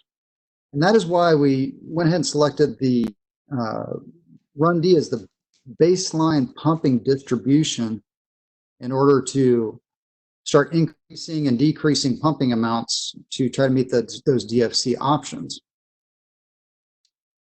So within the files that really control this optimization routine, we included a couple of things. One, we included, as I mentioned, the water levels that reflect those DFCs as far as the target remaining available drawdown in these specific observation wells. But we also wanted to ensure that subsidence was considered as part of this optimization work.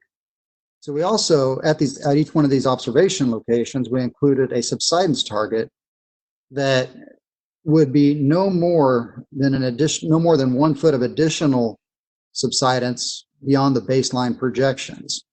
We knew that this would help control pumping from potentially getting out of control in some areas. And one of the other limitations that we put in there was we didn't allow, much like Wade used the 30,000 acre feet above the state water plan, we did not allow pumping to increase more than 2 times beyond what is currently in the pumping file. So we had Wade and I had similar approaches in developing constraints within the solutions of these models to consider water levels, to consider subsidence, and to consider how much pumping gets actually simulated.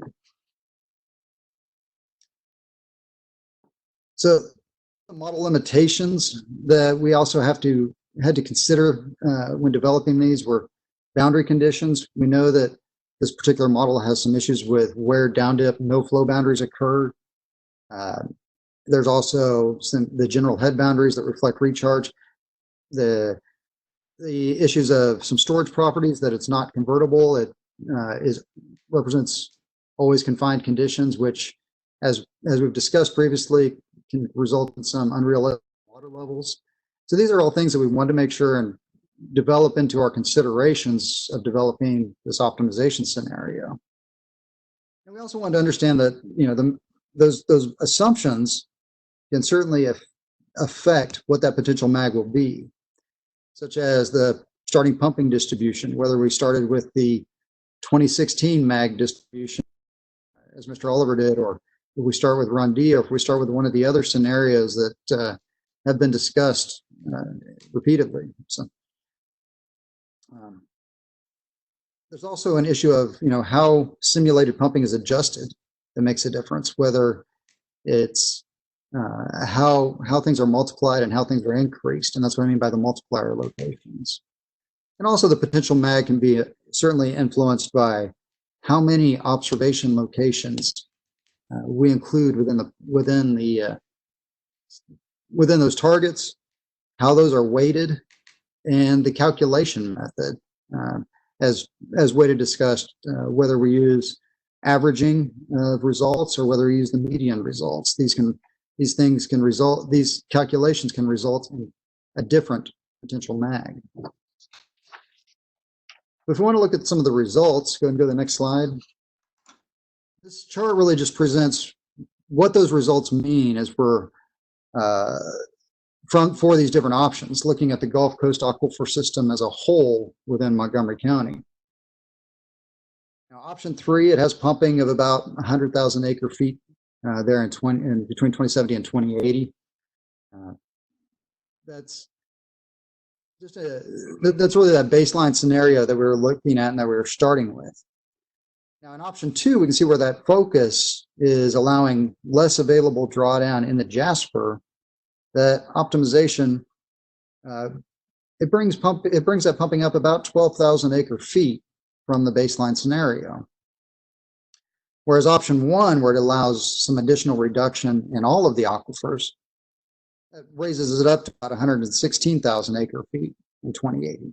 But you can see that these are also, slow increases over, these are increases over time and not all at once.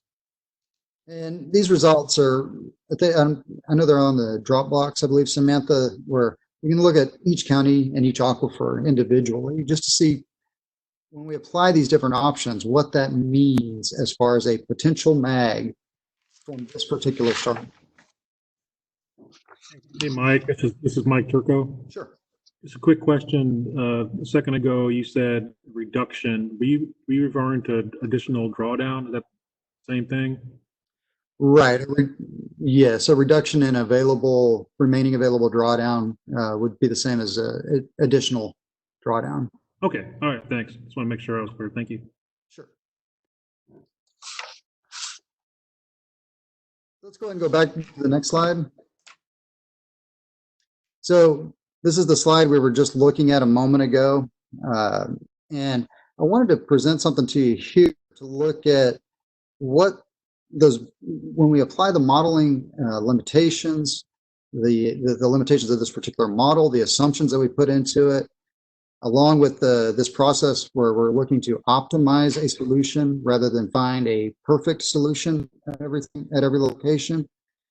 I wanted to show you what these results actually came out to be on this particular cross section. Thank you, Samantha. So what you see here are dotted lines that represent the simulated water level associated with each of these options.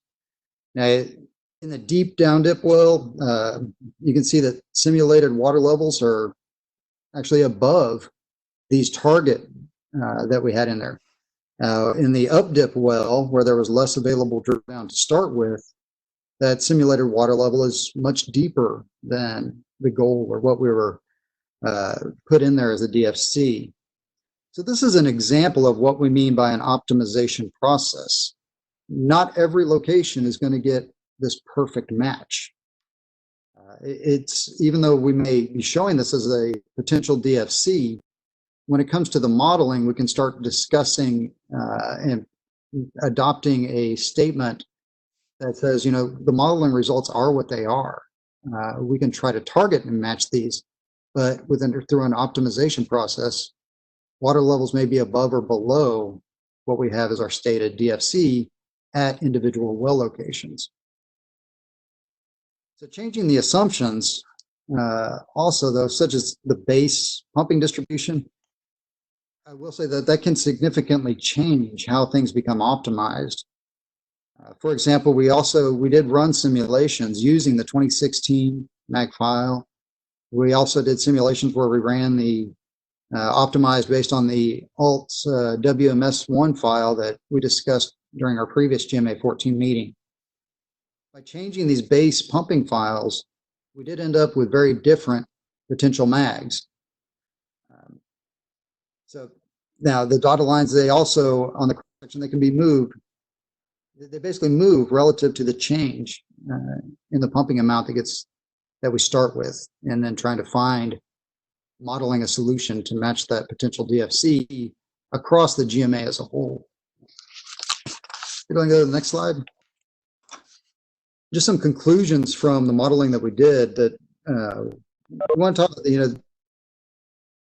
the assumptions and limitations, they really do affect those results. So it's going to be important to understand those when we start looking at potential mags from these DFC options. These results that we're showing, they're only one possible way to evaluate the options. Mr. Oliver presented a very similar, a way that's similar to the process that we present here. We think that, much like with what Wade has stated as well, we think we can develop a very simple DFC statement that can last for a long time. While the MAG complications can get complicated, there's ways that we can address that, and in the discussions with the Water Development Board as to how to calculate the MAG based on the proposed DFCs. You may not, basically, we're looking at, like we saw on that cross section, you may not be able to get the MAG that meets your DFC, meets that DFC at all locations, but the DFC statement, it can be simple. Excuse me.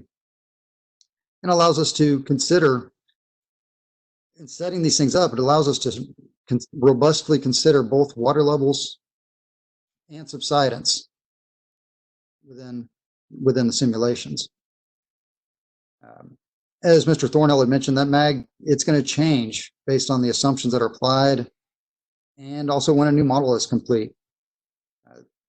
DFC, nonetheless, can be consistent across the GMA, and because we're talking about actual identified observation wells, we think that this can potentially be just left in place for quite a while, easily measured and monitored by the GCDs. So when considering the possible MAGs associated with the simulations, we looked across all of the GMA. We understand that what happens in one county, it does affect the other. And the same type of considerations that we had there with, or that, Mr. Oliver discussed, with how we have a single simulation to simulate these potential DFCs, understanding that each county, what goes on in one county affects the other across the GMA.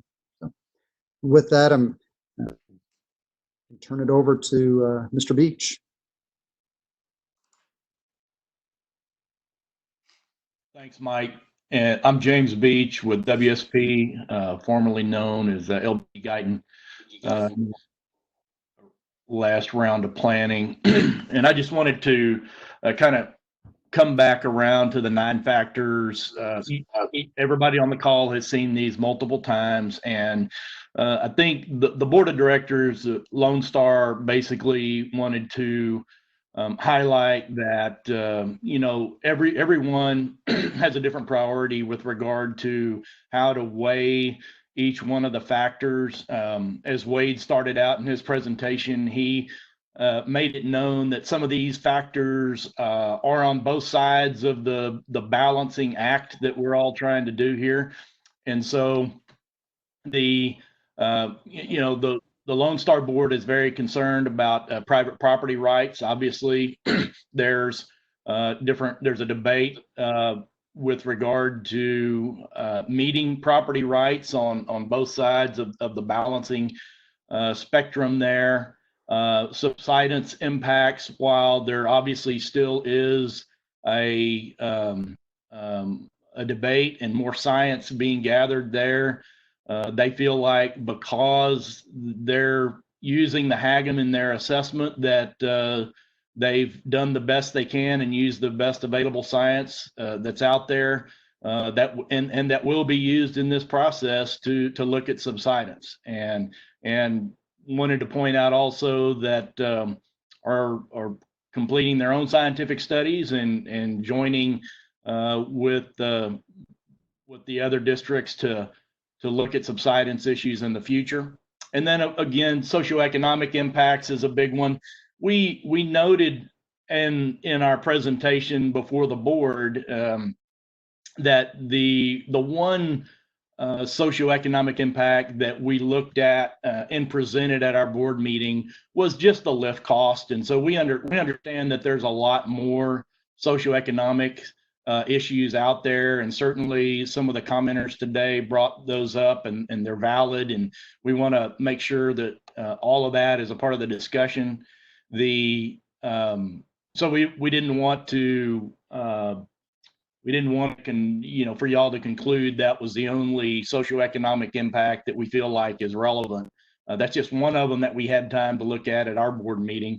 And while we're talking about that, I wanted to make the point also, if you're comparing the three options that Mike Keister just presented today with those that were presented at the Lone Star board meeting, I know a lot of you have studied those results or were listening to that meeting, and the option numbers have changed. So just be aware of that as you study those results. We've rearranged those a little bit.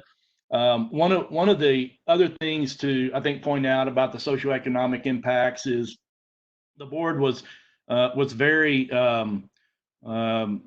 insistent that we include, Run D from the previous round of planning and some of the strategic planning work that was done as one of the options here, because it was I guess all of our impression that there was a lot of work done behind the scenes and in public to study the economic impacts, water level declines with that run and with those proposed pumpage levels in all the aquifers.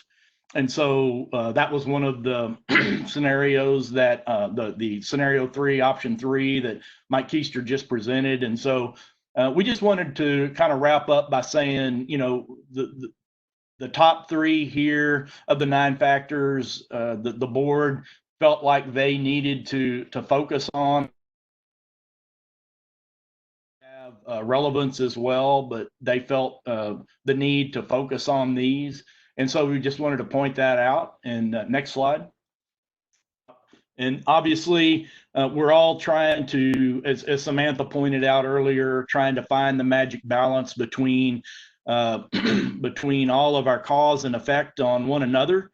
And Wade pointed that out as well. And so we hope that you can continue to entertain a slightly different process and approach for finding that balance as we move forward. And as Zach pointed out, I think Samantha will wrap up here just shortly, saying this is the beginning point, and what we want you to include these options as potential paths forward, and look forward to working with you on that. I'll let Samantha finish up.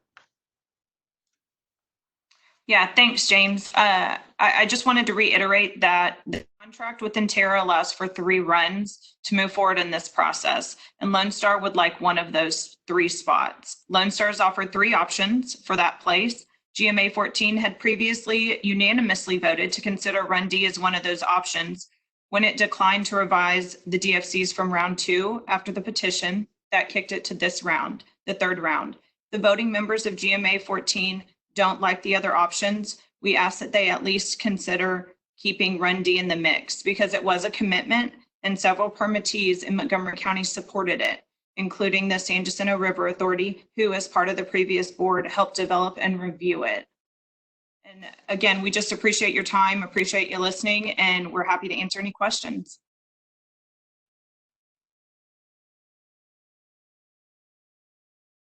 Anybody have questions? I think I'm kind of formulating one regarding 3 options and the drawdowns on those graphs.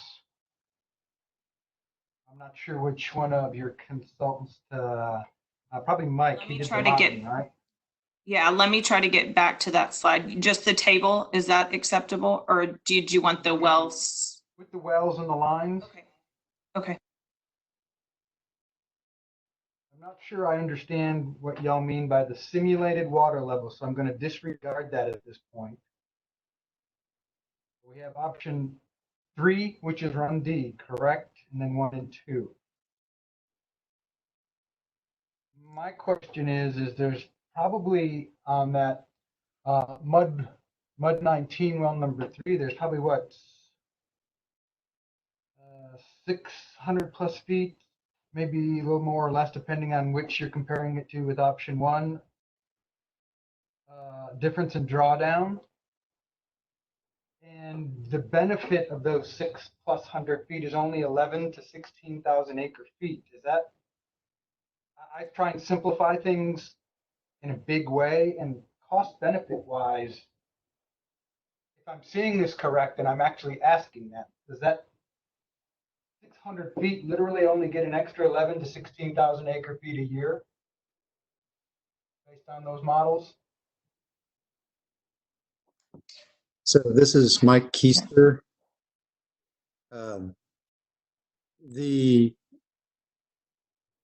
Not exactly. The optimization simulation does result in the amount that the additional amount you're talking about there.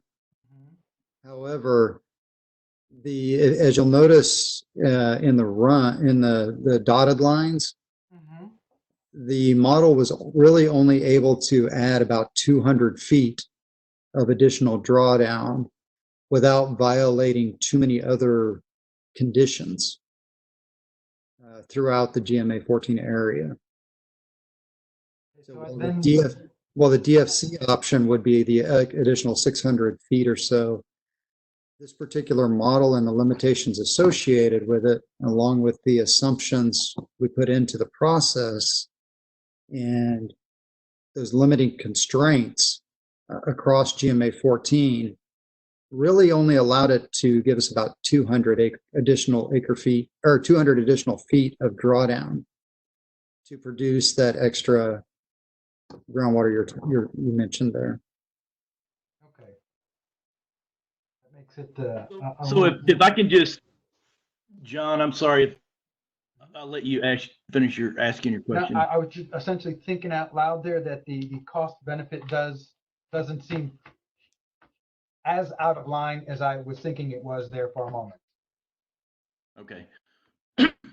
And if I could just describe it this way as well, we can't hit all of the targets for option 1, 2, and 3 precisely because the pest code is doing mathematically the same thing that all of you all are doing in the room. You're starting out with your goals and objectives, and then somehow you have to come to a decision in the middle.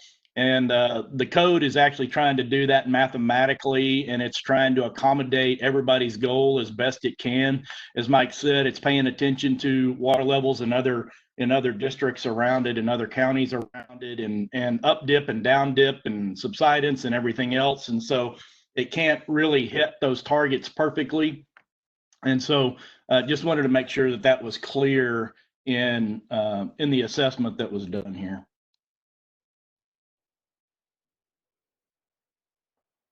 Anybody else have any questions? James and Mike, this is Mike Turco. Just to clarify, so I can make sure that I understand some of the differences between what Wade presented a little bit ago and y'all's approach. So when it comes to the determination of percentage of available drawdown, Wade used the total amount of available drawdown as the distance from the water level in the well to the bottom of the well. And in your analysis, you used the water level to the bottom of the hydrogeologic unit. Is that right? In the confined area, it was from the water level to the top of the hydrogeologic unit. Okay. So it was assumed to be a zero change in saturated thickness. That's correct, within the confined areas. So it would be, for example, if we looked at a well, it would essentially be from the water level in a deep well, assuming that top of the screen was at the top of the formation. It would be that water level, the current water level, down to the top of the screen rather than the bottom of the well. And then you mentioned observation wells versus you're using observation wells. Is that is that you're using not only like wells that were not used for anything other than observation, or wells that have observed water levels? It's wells that are identified under the well type or use code in the Water Development Board's database as being a observation well. Now, some of those wells are also pumping wells, we've noticed, but they are identified as, within the database, they are identified as either a USGS observation well, TWDB, or a GCD observation well. I know many of the USGS wells that are monitored annually are also production wells. Right, that's correct. So that is just we recognize that as a potential limitation, but we felt it was more applicable than using all wells from the submitted drillers report and Water Development Board database to rather use a smaller data set where we have known measurement locations. Yeah. Okay, thank you. Okay, we are 2 hours and 45 minutes in, and this is where I guess. Hey, John. Yes, sir. I'd like to turn the floor over to Mr. Hutchison that has a quick question and clarification. Hi, Bill. How you doing today?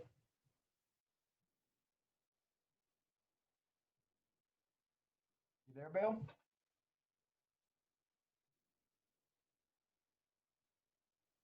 Looks like Bill is still muted. Muted. Let me try to unmute him.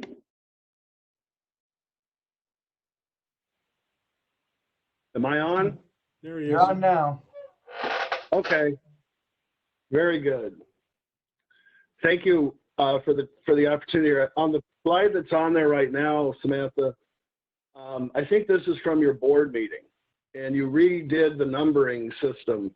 I think your yellow line is really Run D, which you're labeling here as option 3, but in your presentation was option 1.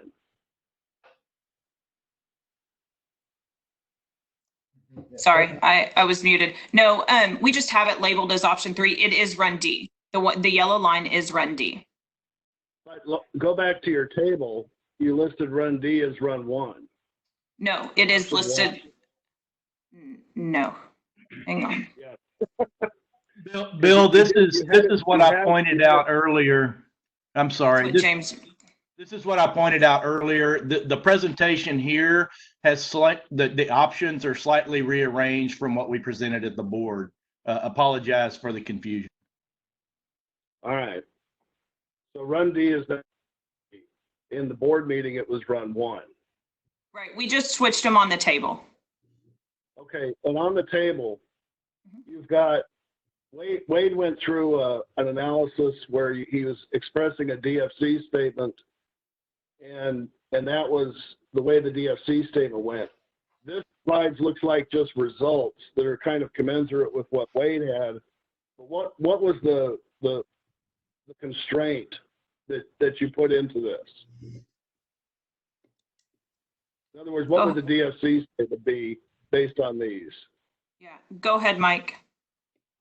Sure. So understanding that we needed to develop a model simulation to represent DFCs, we had direction from the board as to what they wanted wanted a general qualitative statement of what they wanted potential DFCs to look like. So in order to develop a way to quantify that, we looked at it, first of all, as remaining available drawdown, and in the confined area, using the top of the aquifer. We then figured out, well, what would those results be from that run D? And in order to apply a single number that we could use across all of GMA14, we looked at a 50% reduction beyond that baseline run within the confined zones for option 1. Okay, because that was never really articulated on how you came up with it as an overall GMA14 target DFC condition, whatever you want to call it. That is correct. I realize these are the results because it's going to be different everywhere. The results will be different, but you didn't. Okay. Now, the other thing that you mentioned how I think you used the term optimize the pumping, basically, and one of the constraints was subsidence. And I'm curious because it looks like in putting this together, you increase the pumping in your run 1 and run 2 real hard in the Jasper. Now, as we know, and I know that Mike Thornhill knows this because he wrote about it specifically in the review letter to the Water Development Board when the Hagam was getting developed, that the subsidence in the Jasper is potentially a problem. Now, normally in a model, you actually acknowledge the limitations of the model, and James Beach talked about it's the best available science, but we also know that it's a limitation of the model. The subsidence calculations in the Jasper are a limitation. And what I see here is not acknowledging the limitation. It might be argued that it's an exploitation of the limitation by putting a lot of pumping in the Jasper in order to make sure that the subsidence numbers don't trigger the reduction or the stop in the pumping increase.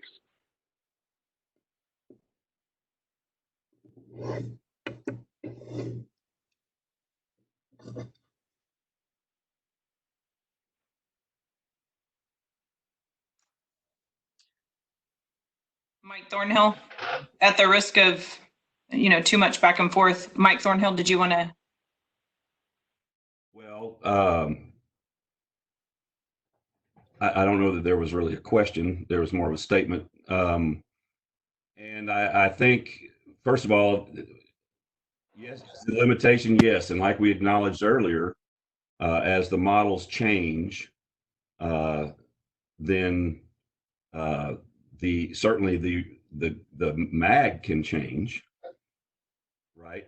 I mean, the declared DFC statement won't change, but the MAG could change with as the models change. The Hagam was approved by the Texas Water Development Board because it was the best representation available of compaction in all the layers. So I don't know what our choices are. I mean, the Hagam is the tool that we are to use for determining the MAG in GMA14. So I think we're going by what we know right now and what the evidence shows right now.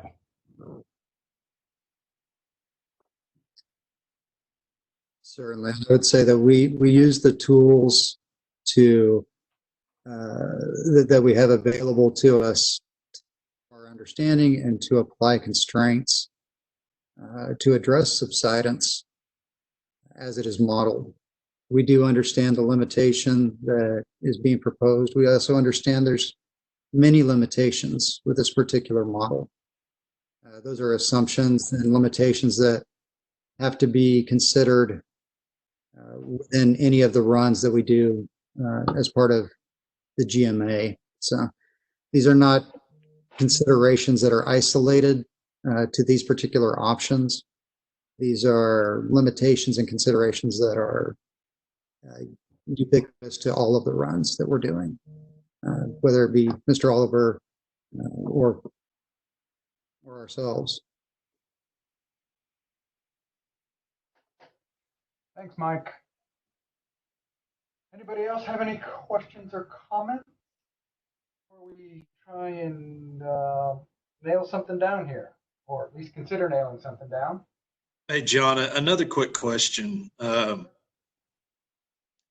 Just so I'm understanding two points. The potential DFCs associated with the three options are the ones that are expressed in percentages on your slide 4, correct?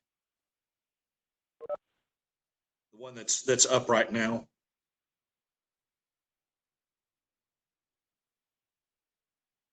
You muted, Sam, or anybody wants to answer that for Lone Star?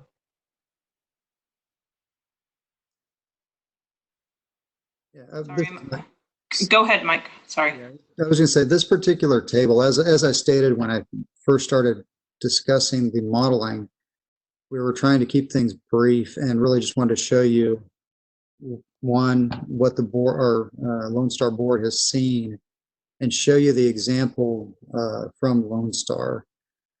If one of these options are to be considered, let's keep in mind it's being considered as a potential model run to be conducted by Mr. Oliver. How those potential DFCs, we articulate those.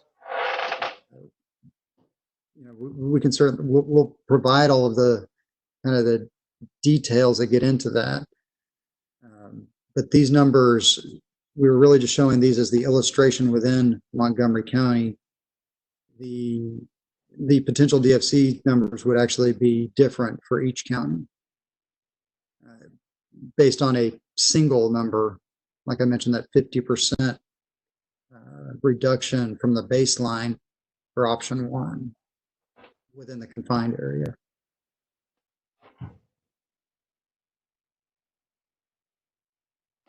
Okay, so again, this is a general representation of what it would ultimately look like.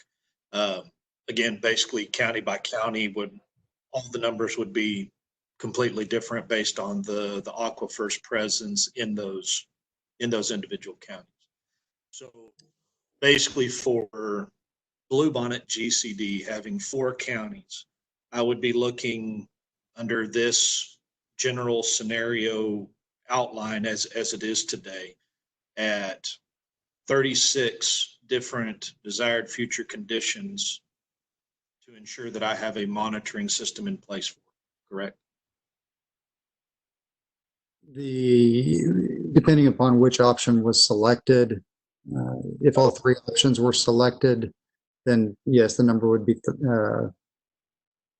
27 there. Hey, Zach, did you see the handout that I think was included in the Dropbox? There were some graphs in there that were county by county. Yes. Okay. All right, good. I did see those. Again, kind of trying to align how those options would be broken out, in the Chico, Evangeline, Jasper, in this unconfined transition, confined for each layer of each aquifer in each of my 4 counties. Trying to wrap my mind around the monitoring component of that. And again, if I have a DFC, I have to be able to monitor it and identify it that way. Right, and that is why these numbers are a simplistic representation of a water level at observation wells that have already been identified.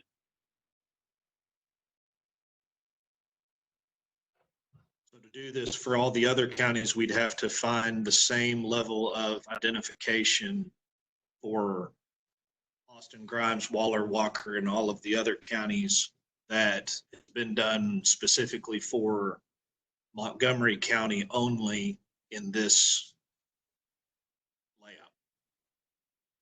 No, that has already been done, and that's reflected in the results that Samantha mentioned. The only results that summarize the results as pumping, but those results reflect the work that has been done across the GMA through the identification of those observation wells that were in the database anyway.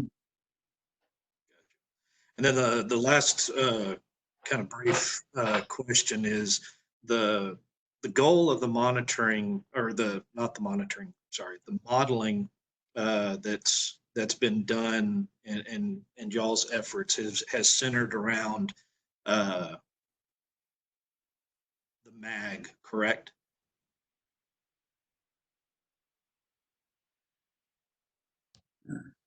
I'm sorry, could you rephrase that? Yes. So the reason all of these modeling efforts with options 1, 2, and 3 are focused on the MAG component of the model. Not really. The focus was on developing a DFC. We then put that into the model to try to determine what the potential MAG would be from that DFC. And as we've noted, that can vary significantly depending upon what model is used and other various limitations, assumptions, etc. And the district understands that MAG can be very different depending upon how things are modeled. But their goal is to develop a DFC that doesn't change.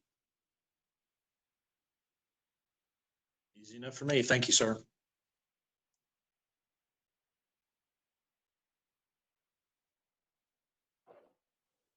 Anyone else?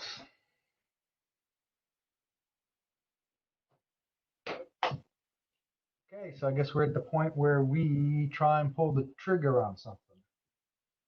Wade has been asking that we try and consider giving him some data, a couple of models to start carrying through the rest of the factors on. And honestly, I'm not sure where to start with that. So does anybody else have any ideas? John, this is Mike Turco. Considering we've got a lot of information. My thought would be to take in all this information we have and come back in a month or at an appropriate time and then have an agenda item where we lay out the 3 scenarios that we want Wade to look at and be a little bit more deliberate about it. I feel like we got a whole lot of information all at once, and I know personally I'd like a chance to look at it. Anybody else have thoughts on that? There's a bunch of you out there. Come on, speak it up. In that vein, Wade, would it be possible to work with Jason in Brazoria County to possibly expand your metric of looking at the DFCs that you proposed to kind of get their situation a little bit better situated as far as what that would look like under your kind of multiple metric? You know, I don't know if as a second factor of like a 65, 75, 85, 0.2, 0.4, 0.6 would capture them. I know that I can't remember what I think Jason had mentioned. Their subsidence out of the last round consideration was somewhere around the 0.7. Kind of working within your parameters to what those numbers might look like. So Zach, the short answer is yes. As a clarifying question, are you asking to adjust everybody to the limits of, say, a 0.7 feet of subsidence limiting factor evaluation, or or adjust Brazoria County independently of others. So we would, if it's the latter, we would be losing the everybody has the same DFC piece. But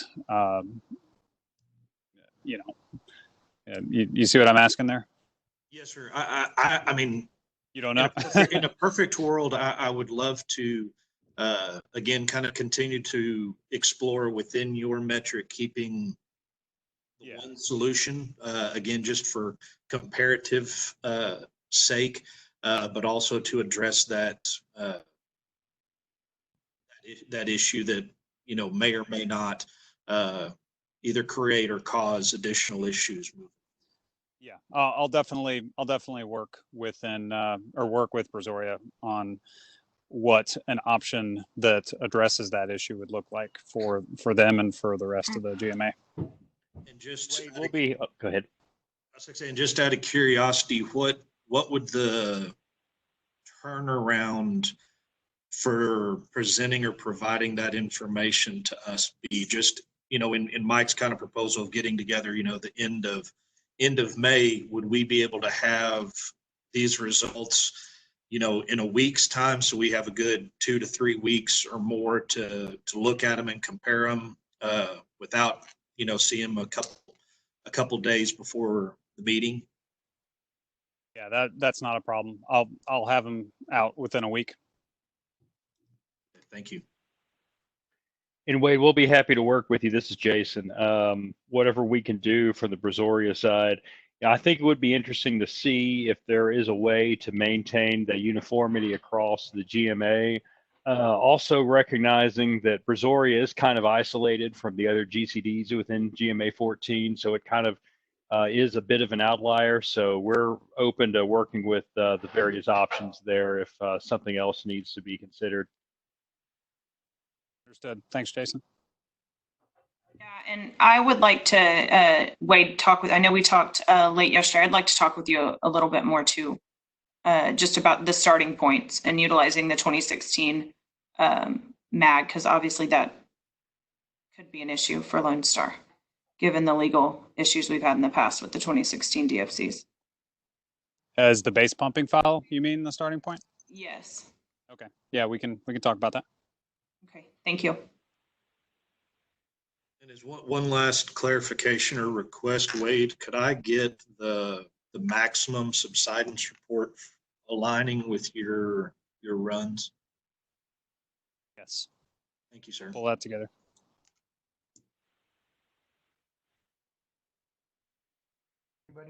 Anybody else? So it looks like we're just going to push this out till our next meeting. Everybody in agreement with that? I should say, are there any objections to that? Hearing no objections, we are going to discuss this further at our next meeting. First thing we need to do now at this point is to get back into our regular portion of the meeting. So we are exiting the interlocal agreement portion at 1:07.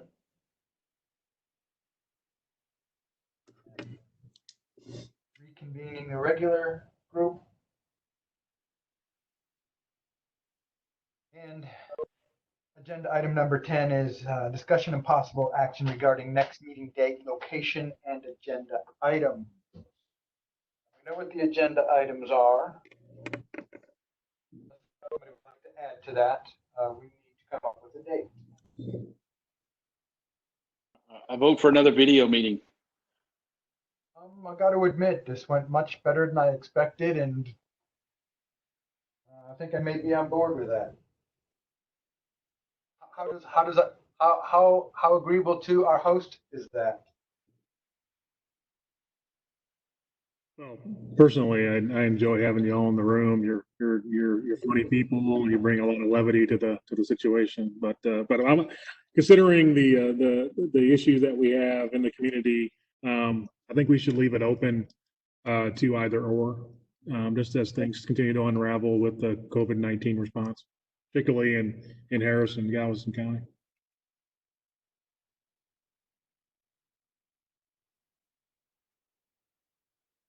So maybe this time when we schedule it, we put a location and a WebEx link, and then we just say refer to the online posting at your joint, John, by where it's going to be.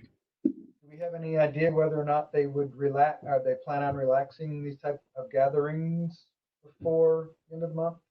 Well, Greg Ellis is on the horn, and he can certainly provide a good opinion on that. But just based on what I know, we're able to operate this way because of a modification by executive order to the governor, the Open Meetings Act. So I think that would be the limiting factor. And I don't know, Greg, if you want to chime in on that, if you're still on the call. But I think that's probably it, John.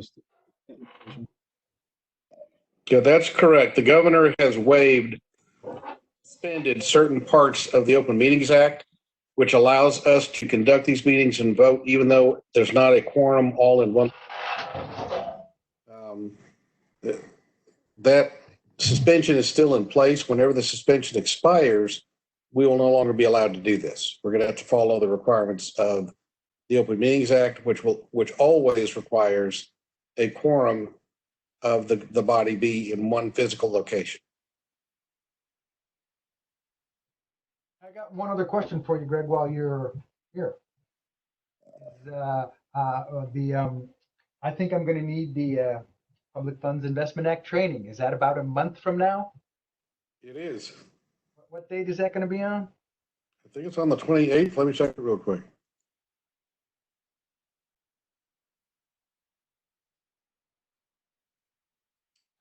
On the 28th, and it will be through a GoToMeeting webinar. The 28th is out. Webinar. The Public Funds Investment Act training. As do I, and I'm greatly appreciative of Mr. Ellis providing it virtually. It's going to be a thrill-a-minute roller coaster ride excitement presentation. What was that date again, Greg? May 28th through TAG. How was the 29th? Excuse me, I'm still looking at April. How was the 27th of May looking for everybody? The 27th will be a virtual tagged business meeting, so I would steer clear of that one, please.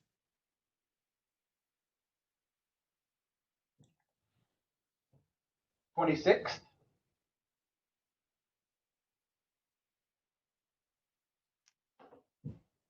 $26 works for me. That's the day after Memorial Day, but that's fine with me. It'll work. I don't think we want to go to the week before that. I'm okay with that. Now, there's one person I've not heard a peep from, which is kind of starting to freak me out. Where's Gary still on the line? He's probably snoring in his office. You out there, Gary? Hold on, I'm putting my pajamas back on. Hold on. There he is. I'll live with that. I'll go with the majority. I can handle that. 26? Yeah. 10 a.m. work for everybody? Do we want to start it earlier? Or? Was the fourth Tuesday an issue for Washington County Commissioners? Oh, yeah. Is Kirk on? That was also a clarification I needed to make before we ended today, if Kirk was on or not. I do not see him on, but I didn't know if he was one of the phone calls or not. I will mark him absent. I have it in my mind that the reason why we're not generally on the fourth Tuesdays is I think the second and fourth Tuesdays are commissioners' courts. Well, I'm really not a fan of Friday meetings. So if you'd rather consider the 29th over the 26th, is there also an option in that week? I can do either of those 2 days, but I can't do any of the other days. Gary's okay with 29th. What time are you considering on the 29th again? 10 o'clock. I guess if it's possible, we have to do it in person. We should keep it at 10 o'clock, and that'll give us flexibility whichever way it ends up. If it winds up having to be an in-person one, I have a commitment at 1 o'clock for a virtual meeting that's already set, regardless of if it's going to be in person or not. So the 29th will not work for me if I'm not able to join virtually. And I'm looking at Washington County's website. It says Commissioners Court normally meets every Tuesday at 9 a.m.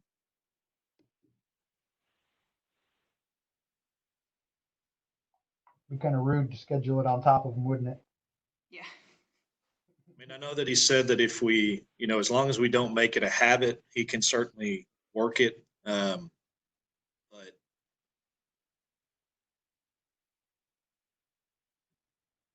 I can do the 29th as well, if it's easier. Zach is, I said there's, anybody have, hey, Greg, do you have any guesstimate as what our chances are of being able to do it by a remote 50-50? I'll have to go look and see when the executive order is already set to expire. I don't remember that off the top of my head. I think probably end of May is a fairly safe possibility. Into June, we're taking chances. I could, if it helps to not complicate the situation, I can make the 27th work, but it would have to be an earlier start because I have a board meeting that afternoon. I can make the 27th work. the 27th is also the tagged virtual business meeting. That's So right. Tag deal. That's right. Okay. 29th does sound like it is likely to be a video meeting anyway. Shall we risk it at the possible loss of Zach? Well, should we start a little bit earlier, considering that Zach's got a 1 o'clock commitment? Yeah, yes. 9 o'clock would be fine. Yeah. 9 o'clock on May 29. And we could, if that causes a problem for the board and getting in town in time, we could always, we could have well, I was just thinking if we are virtual, then they could be able to participate virtually as well through conference call. Just an idea, but I like going earlier on Friday. That's for hosting, Mike. No problem. Any objections to Friday, May 29th at 9 a.m.? No. Cool. Thank you, everybody. Extra thanks to the Subsidence District. This went far better than I could have expected, Mike. I appreciate it. I was terrified. So thank you. Thank you guys. And John, let me just say on behalf of everybody on the call, you guys did great. The worst microphone was mine the whole way through, and you guys did awesome. So thank you very much. We had, on average, I'd say in the neighborhood of 52 to 55 people on the whole time, and everybody stayed very cordial. So awesome. Thank you all. Thank you. I declare this meeting adjourned. What time is it? 1:17. And Zach, this meeting was recorded. So we have the video and the audio and the list of folks who are at the meeting. So we'll be able to determine if Washington County was on one or not. Cool. yeah, that was going to be another general question for you two on how we wanted to handle the minutes for this one. If we just wanted, Yeah, we need a signature, don't we? I'm good with electronic signature. not the approved ones, but basically for this actual meeting of if we wanted to have just the video stand as the minutes, and we basically just approve that and just kind of have a general, outline of the minutes part of it, just documenting when we went in and out of the different portions of the meeting, or if you want me to write up a separate minutes similar to last time or all the other times to document everything, because I'm gonna need the audio. Zach, I think that without asking you to do more work than would normally occur, I think we probably want to maintain a consistent record, even though we are doing a WebEx. And I don't know I don't know what the records retention requirements are between the approved minutes and the video. They may be different than the approved minutes. Like I said, kind of knowing that this isn't a, one of my board meetings or your board meetings, Mike, that, are way different and have a lot clearer thing. Just again, kind of wanted to pose that, but I'm fine. I'll need the audio and everything else, since needless to say, I didn't get it recorded on my side. Yeah, I would definitely just, make it easy on yourself and not feel like you're writing a story, a book. but yeah, I think we probably still need a written meetings minutes to approve. It was pretty simple minutes. Yep. Items that there was, hardly any or some discussion on, and it was pretty general discussion for Wade's item, and it was a little bit more involved with Lone Star's item. But I think that you can probably get away with some pretty simple minutes for this meeting. And you do have copies of all of the comments and who made them. They're actually several of them. I was able to copy down what they wrote and their names and everything else to at least track them. But there's at least one that I didn't. So I think I have all of them in our meeting in the Dropbox folder, except the last gentleman, the Dr. Gerard or somebody, and I'll make sure I'll get him up there as well. But they're all up there as I think item 3A through like I or J or something. Okay. And tie those in. Hey, John, one last thing. We didn't go over the financial statement this meeting, but I've got one for you. So I'll send that to you. You can put it in Dropbox, and then we'll just need to make sure we add that agenda item to the main meeting. Next meeting. Other than that, I thought it went really well. You guys did a great job. I was happy with it. Sorry my microphone wasn't working real well, but I'm glad we got that fixed. I appreciate it, guys. Have a great have the rest of the day and stay safe out there. You too. Thanks, John. Appreciate it.